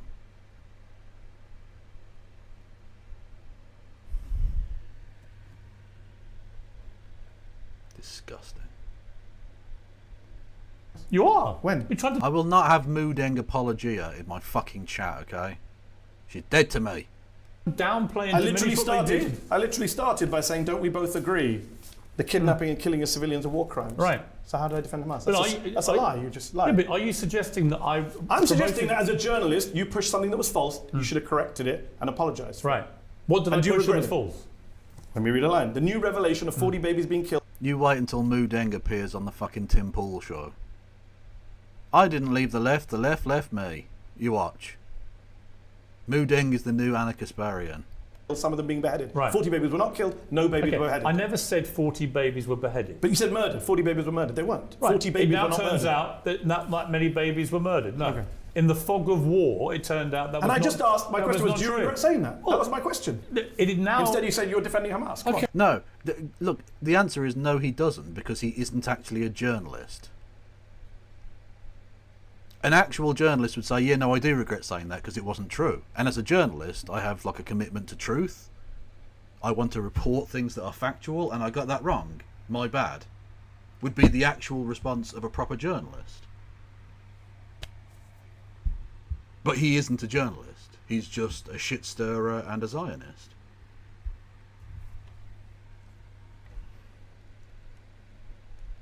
Okay, so Hamas didn't kill quite as many babies. No, the Israeli government exaggerated what happened to justify their actual beheading of children in Gaza. Actually, I think that when 8,200 people were either killed or wounded, it was very difficult for them to establish the truth. Yes, we've got a new hippo. New hippo just dropped. Boom. Edinburgh Zoo's pygmy hippo Haggis could be internet rival to Mu Deng. Honestly, this could be one of the rivalries of the decade. This could be LeBron James versus Steph Curry all over again. Honestly.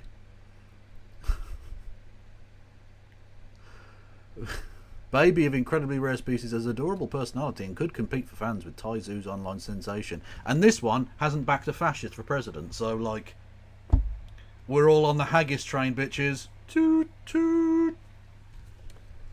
Let's go. For quite a few weeks. We now have a much clearer idea of what happened. Do you believe the US and UK media are biased in favour of Israel? Parts of them, yeah. Why? Why do I believe it? No, why are they biased in favour of Israel? I don't Despite know. all I these have to crimes? ask them. I'm I not. mean, you've worked in it for decades. I You've don't worked know. everywhere. Ask them. News of the world. I'm asking you. You are one of the most famous people in the British media. What do you want me to say? Why is the British media biased in favour of Israel? What do you think I am? I didn't ask that question. What do you think I am?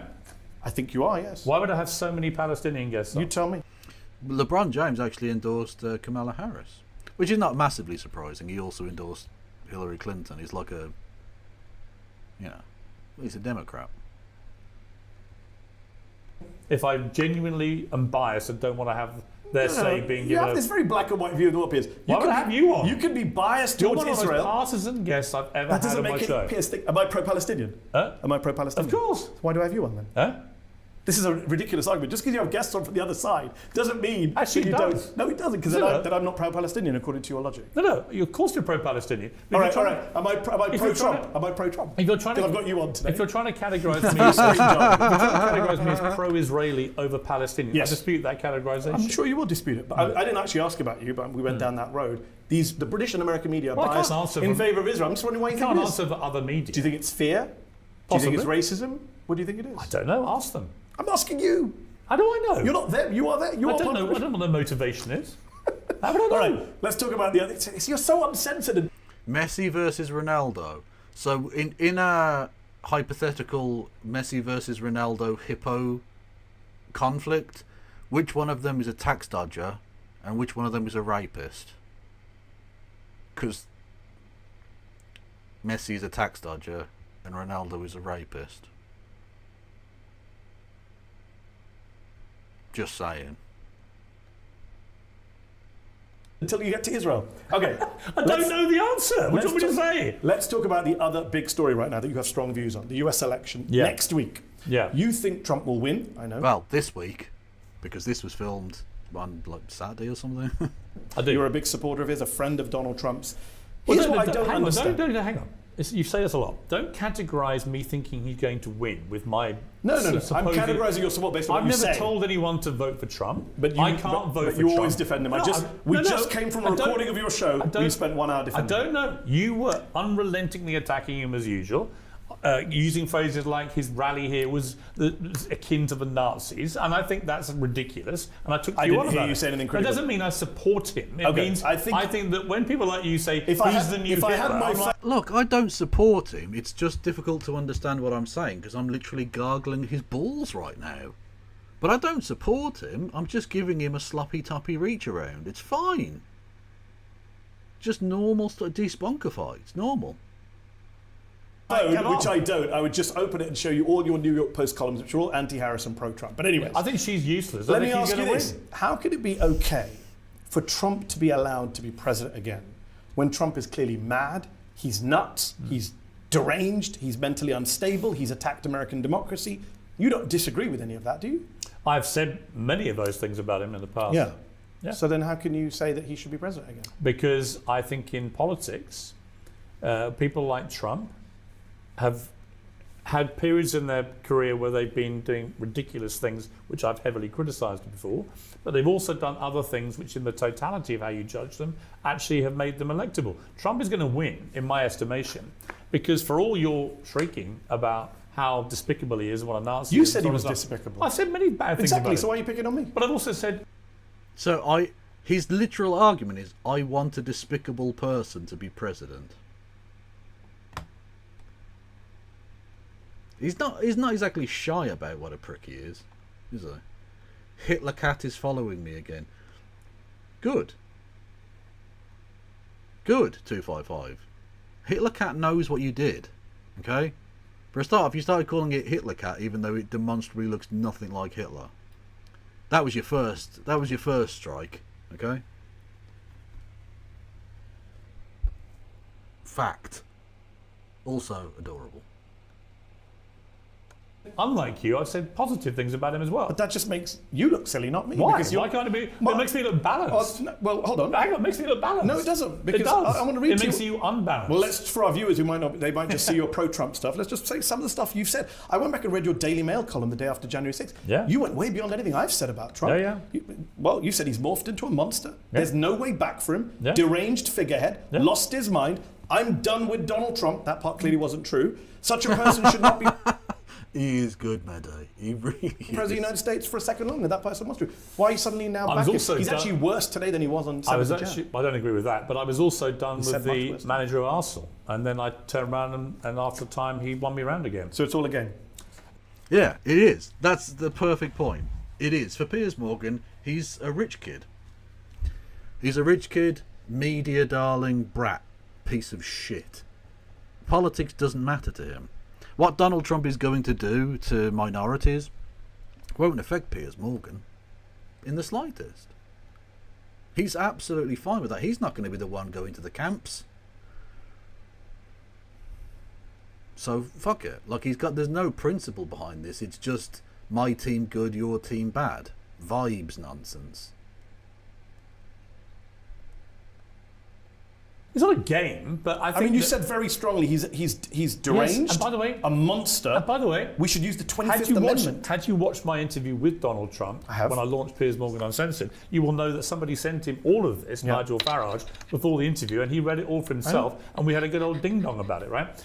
There are lots of. That doesn't make it any less weird that you're sitting here saying. I think what happened on January 6th was terrible. So why does he get to be? Why does that not disqualify him from the job?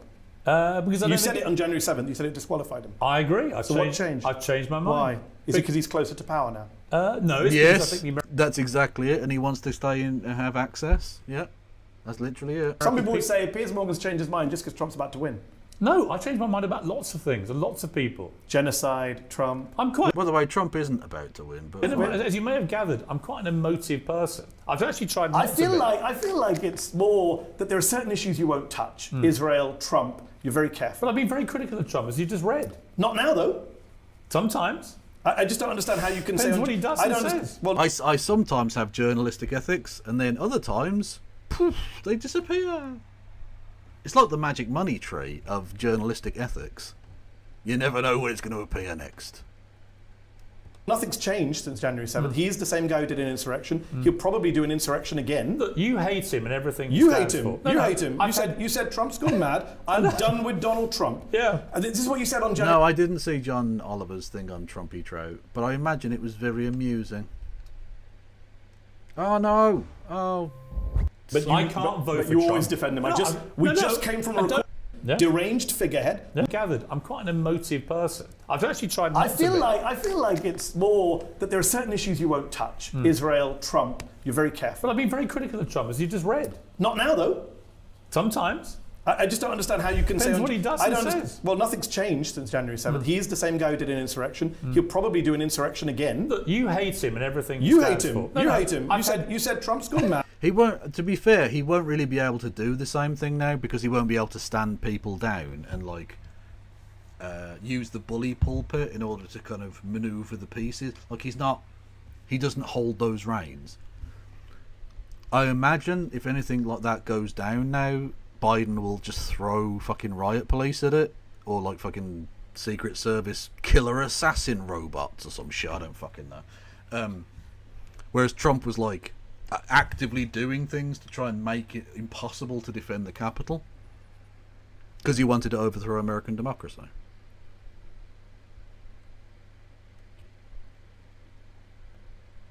I'm done with Donald Trump. Yeah. And this is what you said on January 11th. This is my favourite quote. I don't know what you think of the God truth, because I've talked about this a lot. The God truth is that you're not consistent. But listen to me. Why? Have you changed my mind? This is my favourite quote. To those who warned this was what was going to happen with Trump, you've been proven right. It's a sobering moment. Yeah, I was right and you were wrong. But I don't see... Yes, I love it. I love saying I told you so. And I love someone else saying it to Piers Morgan's stupid fat fucking face on my behalf. I get to live vicariously in the glow of the aura, the risification that is taking place right now. Any humility from you today when it comes to Trump? No. Even though you were wrong in 2020? No, because even when Trump does good things, you never acknowledge it. What did he do good since 2021? What about killing the leader of ISIS? He didn't do... I said since 2021. We're talking about... You said you were done with him on 2021. What's he done good to win you back? Well, it's not about winning me back. Yeah, you did. You said I'm done with Donald Trump. I'm wondering why you're not... It's not about winning me back. It is, Piers. This interview's about you. My view of Trump has evolved a lot. It goes why? up, That's it what goes I'm down. asking why. Because... Well, let's be honest. Piers Morgan made the calculated guess, and not an unreasonable one, I suppose, that January the 6th was so catastrophic for the Trump brand that that would be the end of him. And the fact that he lost the election meant that that was going to be the end of him. He wasn't going to run again, so it wasn't a problem. He didn't have to cozy up to Trump anymore because Trump was a dead political force. And like I say, not necessarily a bad bet, albeit one that obviously didn't come to pass. And so, over the course of the years, between then and now, he's had to gradually wheel it back. Because now Trump was obviously going to be the candidate, and in order to keep access, he was going to have to suck his dick again. I think he'd much rather been sucking, Ron DeSantis' dick or some shit like that. A far more defensible character, albeit still an absolute fucking ghoul, but like at least a ghoul with some semblance of media training. And so much more by way of plausible deniability, which is all Piers is after. He wants conservative politics wrapped up in a veneer of respectability, which Donald Trump doesn't offer him. It's difficult for him to play this game. You see it here, he dances around the issue. He doesn't ever fully address it. He bobs and weaves. It's fucking embarrassing. He's a charlatan. I know him personally. I like him personally. Some of the things he does... That tells me everything I need to know about you, Piers. The fact that you know this man and like him tells me what a fucking creep you are. Because you know who also knew him and liked him? Jeffrey fucking Epstein. Yeah. You're not exactly 7 degrees away from him, are you? I wonder if we looked into it whether your name might appear on some of those flight logs. Who knows? I think are very effective. Some of the things he does I think are completely wrong. I'm quite You give this guy a weird benefit of the doubt. I've always been quite an emotive columnist. I will call things in the moment, and then after time things change. Everyone thought Trump was done. It turned out he made a miraculous comeback. Right? I actually quite like comeback stories. And you're categorizing he's worse now than he was. I don't agree with that. I think most people would look at him and say he's more... By the way, he just basically confirmed what I said. He thought Trump was done, so he didn't need to defend him anymore. And then went, oh fuck, he's going to be the candidate, and then had to row it back. Pretty poorly, I have to say, but whatever. He's more mentally unstable. Well, hold on. You called it. Most people agree with you. He wouldn't be favourite to win the election. Let's do facts, Piers. You called him mentally unstable in January 2021. Point to me what he's done since then makes him more mentally stable. I think anyone who looks at him would say he's definitely less stable than he was. I think that in that period after losing, he did go a bit nuts. And he's not nuts anymore? I don't think. I watched him last night at the rally. I didn't think he was nuts. We're sitting here in New York. If you went on the subway outside, if you went on the London Underground back home, and some old guy came and sat next to you, ranting and raving about being the chosen one, the king of Israel, a stable genius, ranting and raving about shark attacks, and Hannibal Lecter, and Arnold Palmer's penis for 15 long minutes, the water pressure in his toilet and... Arnold Palmer's penis! Honestly, someone needs to write a book about, like, Arnold Palmer's penis and the dead squirrel. The crazy fucking dumb shit of 2024 election. Unbelievable. Fucking wild. Showers. You would get up and you would move to another seat. You would not say that man should have the nuclear codes. If you know it, I know it, everyone watching this knows If you it. sat next to me on the subway ranting away like you normally do, I think you were nuts too, but I still talk to you. But you wouldn't give me the nuclear codes? No, I wouldn't. No, but you give it to Trump even though he talks about... Look, you spent half an hour in July badgering me over the Democrats supposedly calling Trump Hitler, even though it was J.D. Vance who said that. How do you feel about the recent revelations from General John Kelly, Trump's chief of staff, Marine general, a Republican, not a Democrat, who said Trump praised Hitler, said he'd like to have had Hitler's generals. His former top general, Mark Milley, said he's a fascist to the core. I'd quite like him to have had one of Hitler's generals. Specifically, Klaus Schenk von Stauffenberg, but with slightly better placement. That's a history reference you're either going to get or not, and I'm hoping that the Twitch TOS people don't. Doesn't that bother you? You are the grandson of a British World War II hero. You have Trump praising Hitler, quoting from Mein Kampf. That doesn't bother you? Look, he's not the new Hitler. He's that's not not what I asked. Hang on, do the he's straw not man. running Sorry. a bunch of Nazis. That's not a straw man. Generals are entitled to their view, but they're not always right. I mean, so they're lying, are they? I don't think Trump's a fascist. Sorry. Are they lying? I know you do. Are they lying? When he says he praised Hitler, are they lying? I think they're wrong. That No, he's a fascist. Look at the invasion. You make a great I wasn't politician. in the room. Piers. I wasn't in the room. So General John Kelly's lying? Hang on. Other people who were in the room dispute that that's what Trump said. So multiple people over the years have talked about Trump's quotes. They're all lying. All the officials who've all turned on him. Hold on, I just want to go through the list. Mark Milley, Mark Esper, John Kelly, Jim Mattis. They're all lying. I don't know. Nor do you. I think Occam's razor says if everyone who worked with him, almost everyone, said we can't endorse him again, then we should take their word for it. Yeah, exactly. That's the thing. You can always judge a person by how people who know them judge them. And again, don't ever take one person's opinion on it. If people who get to know a guy all say he's a cunt, and that's basically true, other than Rudy Giuliani, who's got like nowhere else to go, who has ever worked with Trump who still likes him? Name me a person who still likes Donald Trump. None of them do. They all think he's a wanker. They all think he's unstable, dangerous, unfit for office. And they're right. It's a shame they didn't say so at the fucking time, but better late than never, I suppose. Do you know him better? Know him better than you. The bottom line is, do I think he's a... Well, they don't know, probably don't know him better than me, actually. But if they worked with him, they do. Do I think Donald Trump is a fascist? No, I don't. Do I think he's a neo-Nazi running a bunch of neo-Nazis? No, I don't. So when he says... and well, I think it's not just me. By the way, I think that view is nuts. Really? So Robert Paxton, I think America's you're nuts for thinking he's a new Nazi. Robert Paxton is America's preeminent scholar of fascism, historian at Columbia University Emeritus. He said, I don't think Trump's a fascist. For 4 years, people exaggerating stuff. Now he says, yeah, actually, he is a fascist. And by the way, you know why? Because you love to talk in the air, Piers. Facts. This is what he's saying and doing. He says, I'll terminate the Constitution. I'll be a dictator. Why didn't he in the first 4 years? Because you had Jim Mattis and John Kelly who won't be there. Oh, I see. He said, I'll terminate the Constitution, and he didn't have Supreme Court immunity, which he has now. He says, you won't have to vote for me if you vote in 4 years. I'll put the National Guard, he said to Maria Bartiromo the other day, against the enemy within, against Nancy Pelosi and Adam Schiff. You're not supportive of that, right? You don't support the National Guard being Not as that's who he was talking about. He said the enemy within. But if he was talking about using the military to break up rioting, I think most Americans would say, well, yeah, he's got a point. It's funny because he's the one who did the rioting last time when you said you were done with it. But what did you, out of interest, the Black Lives Matter rioting, what was your view of that? The vast majority of Black Lives protesters were peaceful. 94%. What about the rioting? The rioting, they were arrested. In fact, they were prosecuted in many ways much worse than the January 6th folks. Out of interest, what is the difference about using, say, police or military for breaking up rioting? Huge difference. You don't think an American president using the military against... We have used military in the UK. He wanted to use military against peaceful protesters. We've used military to break up rioting. Do you rioting. support shooting protesters in the legs?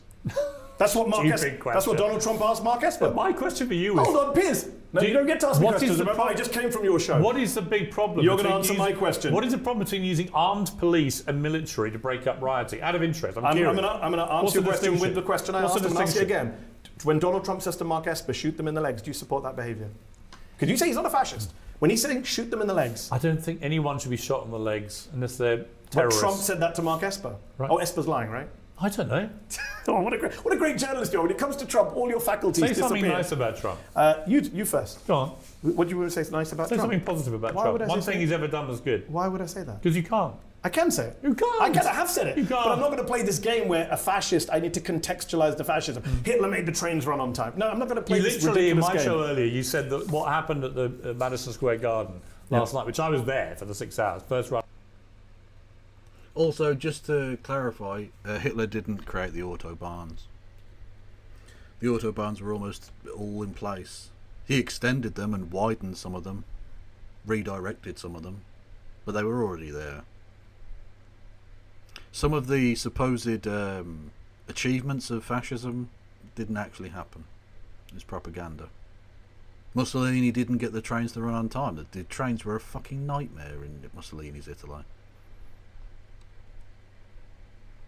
The entirety of Italy was a fucking disaster under Mussolini, which is why, of course, they 707'd him. You know what to do, chat. Don't let me down. Rally I've attended. You said it was literally like a Nazi-style rally. Do you not think? And when you say something like that, Mehdi, I've got a lot of respect for you. I think you're a great broadcaster. I think it's such horseshit. So I have. I have a lot. Where you're disingenuous. You know it is. No, you do. That's why they're not neo-Nazis. So Piers, you know I didn't say they were neo-Nazis. Murdered 12 million people. Nice try. You know that he's not Adolf Hitler, but you're quite happy for this Nazi bullshit. Nice try. And when Kamala Harris loses, keep going. It will be because the left have over-demonized him. So, as they always do. By the way, it wasn't me who called him a monster. That was you. So you demonized him. in a monstrous manner. You're fine with him. Yeah. He didn't apologise, didn't regret, hasn't changed his behaviour, but Piers is fine with him now. I changed my view occasionally. Why? Based on what, though? You should try it. The viewers are waiting. Based on what? What did Trump do to win you back? I think Trump. What less fascistic thing did he do? I think Trump, in his quite brutal style can be very effective. That's not an answer to my question. What did he do since January 2021 for Piers to wake up and say he should be president again? Stop shouting. Let me give you an example. I'm shouting back. I think, for example, one of the more disingenuous things that people have attacked Trump about was him saying that he would make a good politician because he's not answering the fucking question, is he? To get rid of NATO. In fact, if you read exactly what he said about NATO, what Trump wanted to do was to make countries pay their due. Great. To what? Hang on. Well, no. This is my show, and I didn't ask about NATO. I don't care about NATO. You I'm asked me to say racism. one good thing he's done. No, I didn't. You asked me. I just said it flippantly back to you. Can I finish the point? I definitely didn't ask you to come and say nice things about Trump. Not about NATO. Not about NATO. Oh, okay. Time is done. Him getting NATO countries to pay their due is a very successful and effective. No, it wasn't, and he actually didn't really make much difference at all. He made himself and America look shit by doing it, but he didn't actually, it wasn't that effective. This is another talking point that Trumpists like to try and use. And whenever you look into, it's just a complete shell game. Whenever you look into a supposed success of Trump, it's always shit or not true. Did you threaten to take away the whip? From what? What? What are you talking about? What? Campaign you know he's going to roll over for Putin. By the way, we don't have time to get into it. I find it astonishing. Someone as anti-Putin as you is totally fine with Trump's. He will not roll over to affair. Putin. Why don't you see what he does? So you said you went to the rally yesterday. Yes. They said Puerto Rico is a garbage island. Yeah. Black the comedian people made a series of stupid, dumb jokes. By the way, it's very funny to me that coming from a place that is a garbage island, that America talks itself down so much, because we are a garbage island. We are the North Atlantic garbage patch. And I just nearly punched some beverage all over my computer, but thankfully I didn't, because I'm a fucking god. Trump's childhood friend said Kamala is the Antichrist and the devil. Do you agree with that? No, I don't. Immigrants being brought in as a democratic plan to replace American voters. This is the kind of neo-Nazi. That's fair enough, Phantom. Yeah. Immigrants are invading and occupying the UK. That's fair enough, Phantom. Invasion is what Nick Griffin, for the British people watching, you and I know who Nick Griffin is, far-right neo-Nazi language of invasion. That's what Trump used. So when I make these allegations, I have evidence and facts to back them up. You avoid the facts. So when I say to you, for example, is Trump a racist? Yes or no? I don't think he is. No. So why does he say racist stuff? I don't think he's a racist. I've known him. No. Why does he say racist stuff? Why does he say racist stuff, Piers? Many, I don't know. But he does say racist stuff. Can we agree on that? No, it's a simple question. It's a genuine form of all right, let's. Yeah, it's so silly to say that someone who says racist things is racist. Crazy. Play this game where a fascist, I need to contextualize the fact. Point. Not about NATO. Oh, okay. I have evidence and facts to back them up. You avoid the facts. So when I say to you, for example, is Trump a racist? Yes or no? I don't think he is. No. So why does he say racist stuff? Good night, I don't think he's a racist. I've known him. No. Why does he say racist stuff? Why does he say racist stuff, Piers? Many, I don't know. But he does say racist stuff. Can we agree on that? No, it's a simple question. It's a genuine form of all right, let's go through it then. Facts. He said four women of colour in Congress. They should go back to where they came from. Is that racist? I'm not going to do this with you. Why? Because I don't think he's a racist. Evidence. I didn't ask if he's a racist. I said, is this statement a racist? You asked me if he's a racist. Now, you literally just asked me. And you've dodged it, so now I'm asking specific follow-up. I'm not going to to go over everything he's you ever and I are said. sitting in America, but from the UK. I'm allowed a follow-up question. He's so racist that more black and Latino people are going to vote for him now than ever before. It's not. It's not dealing with the evidence. Think he's racist. That's not how racism is defined by opinion polls. I don't think he's racist. Sorry. Okay, so I'm rephrasing the question. It's called a follow-up. You know this. You've been at an interview longer than me. When he told four women of colour to go back to where they came from, was that racist in your view? I can't remember the quote. He told Ilhan Omar, AOC, Ayanna Pressley to go back on Twitter. It was very famous. Okay. It was a huge... If that's what he said, then that would seem to me to be racially insensitive, yes. But Jesus fucking Christ. Have you ever seen more fucking dancing around than this? Has there ever been more dancing around? Fucking Greece had less dancing in it than this. Oh my God. If that's what he said, then maybe it might be a little bit racially insensitive, possibly, maybe, if that's what he said contextually. Like, fuck off, Morgan. You absolute schmunter. Not racist. I don't think he's a racist. That's not what I asked. Well, you did ask me that. Actually. But now I'm asking, is it racist to tell four women of colour to go back to their countries? It's a very simple question. You don't want to answer it because you know it's racist, Piers. No, I think he has said racially insensitive comments. That's a cop-out. But I don't think he's a racist. Uncensored Piers Morgan can't say the R word. I don't think he's a racist. Last question on this. Do you hold the Democrats and Kamala Harris to a double standard? If she had stood up at a rally and spoke about a women's tennis player's vagina for 15 minutes, you'd have been all over it, attacking her, mocking her. You weren't genuinely upset. That's not what I asked. I asked about you. The Arnold Palmer comment was I asked funny. about you. It was funny. And would Kamala Harris have gotten away with it? You know my trouble. Would Kamala Harris? You don't. You know my trouble. Piers, you need to answer the questions. You know my trouble with people on the left. You can filibuster all you want. I'll just ask the question. I still at the end. categorise myself as a liberal, by the way. Yeah, hilarious. When you've got Trump hanging out the back of you, yeah, crazy stuff. The problem with you lefties is you actually refuse to have a sense of humour. You've got one. Would you? I reckon when you quietly watch him say things like the Arnold Palmer thing, when you're on your own, you watch it and laugh. But what you can't be seen doing That's not what I asked, though. is actually laugh. But I didn't ask if it's funny. It's funny. I didn't ask if it's funny. I said, would you have let Kamala Harris make comments about a female tennis player's vagina? You'd have said she should withdraw from the race. Biden's got dementia. No, but with I actually you give a pass. No, I would have thought a lot more of her. I'd have thought, my God, the woman's got a sense of humour. You once asked Donald Trump when he was president to give you a job, bizarrely to make you his chief of staff. He has since pretty humiliatingly attacked you as fake news. His spokesman... This is brilliant. This is amazing. So, Piers, you desperately clung to this. You tried to get a job off him, and he called you a bitch. Thoughts? Beautiful. Honestly, Mehdi Hassan, I will suck you dry. Honestly, I would make you come so much you would be desiccated. You would be a pile of demoistened ash on the floor. I would suck you through a hose pipe. Okay? Called you a failed television host. If he wins next week, will you be asking him for a job again? No. I've got a very good job, thank you. Okay, so no more jobs with Trump. You haven't got a very good job. You're a fucking YouTuber, which is like the most degenerate thing you can be.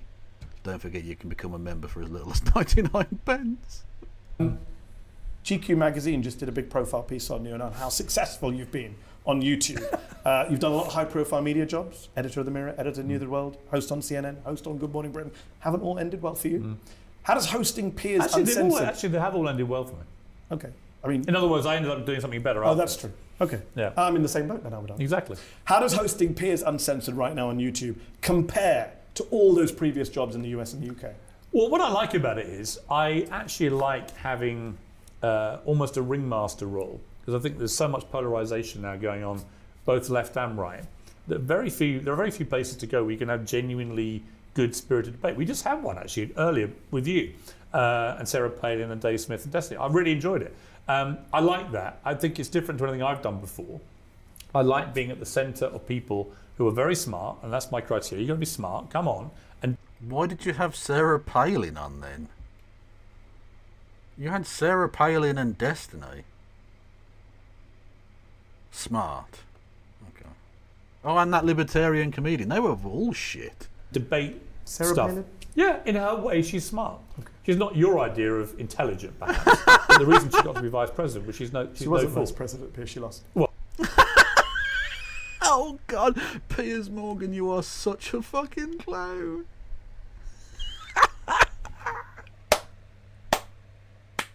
Also, dickhead.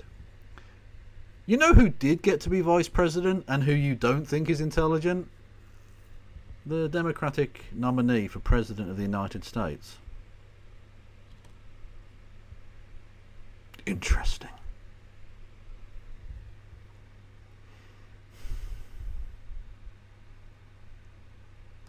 Well, sorry. I take your point. Running mate.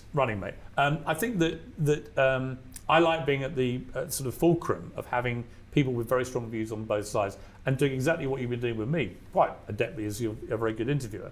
But going after people on both sides and trying to, if we can, reach points of some agreement. Because actually that's what used to happen in democratic societies, and we've lost that. I really do think that one of the great tragedies of modern day is that people can't have, as you and I, we have regular, pretty full-on debates, don't we?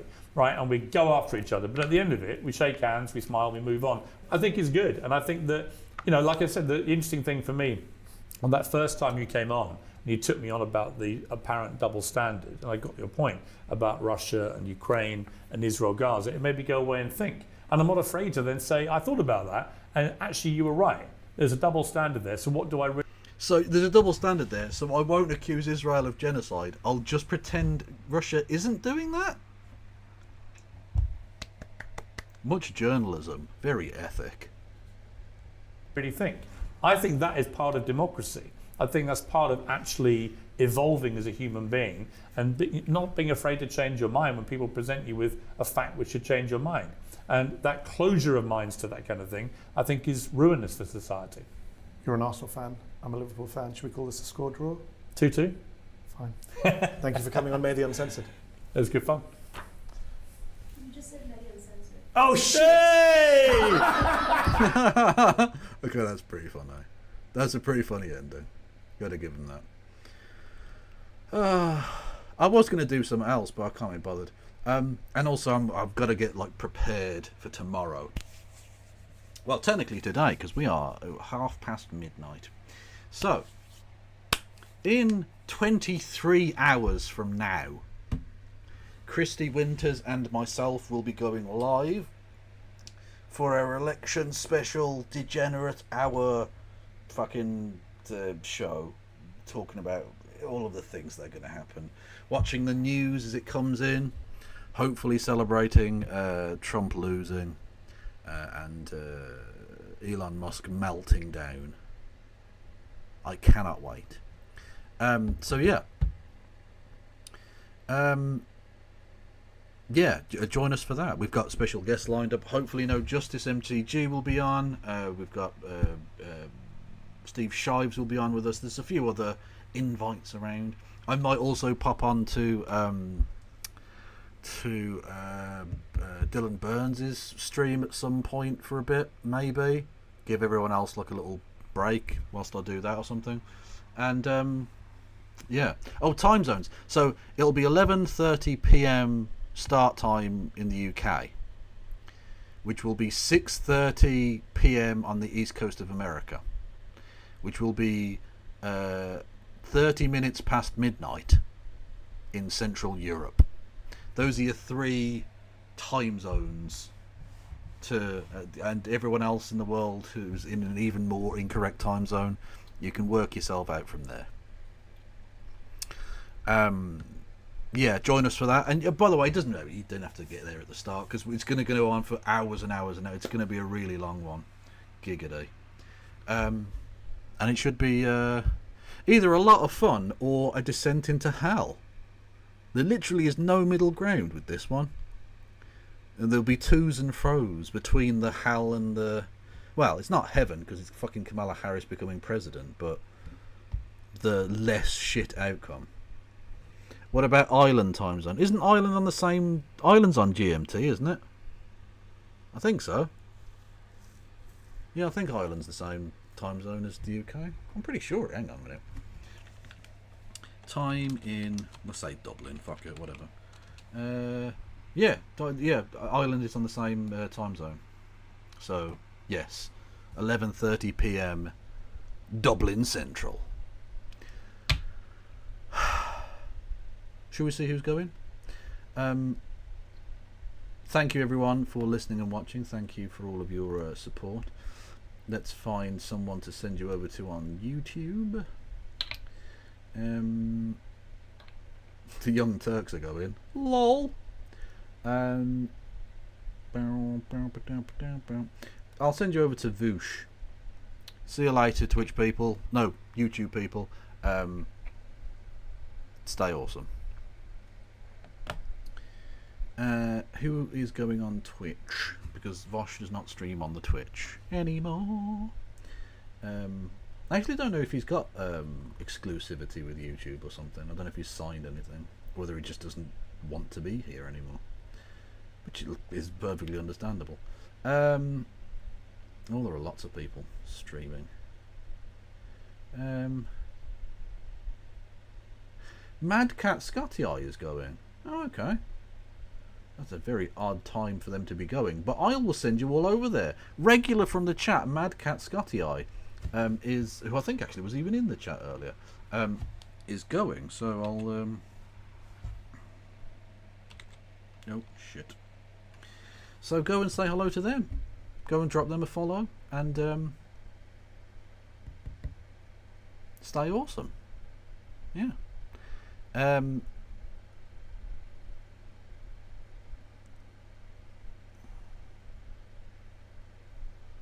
Stay. Yes. Sorry, I've zoned out completely. Stay beautiful. See you all tomorrow. No pass around.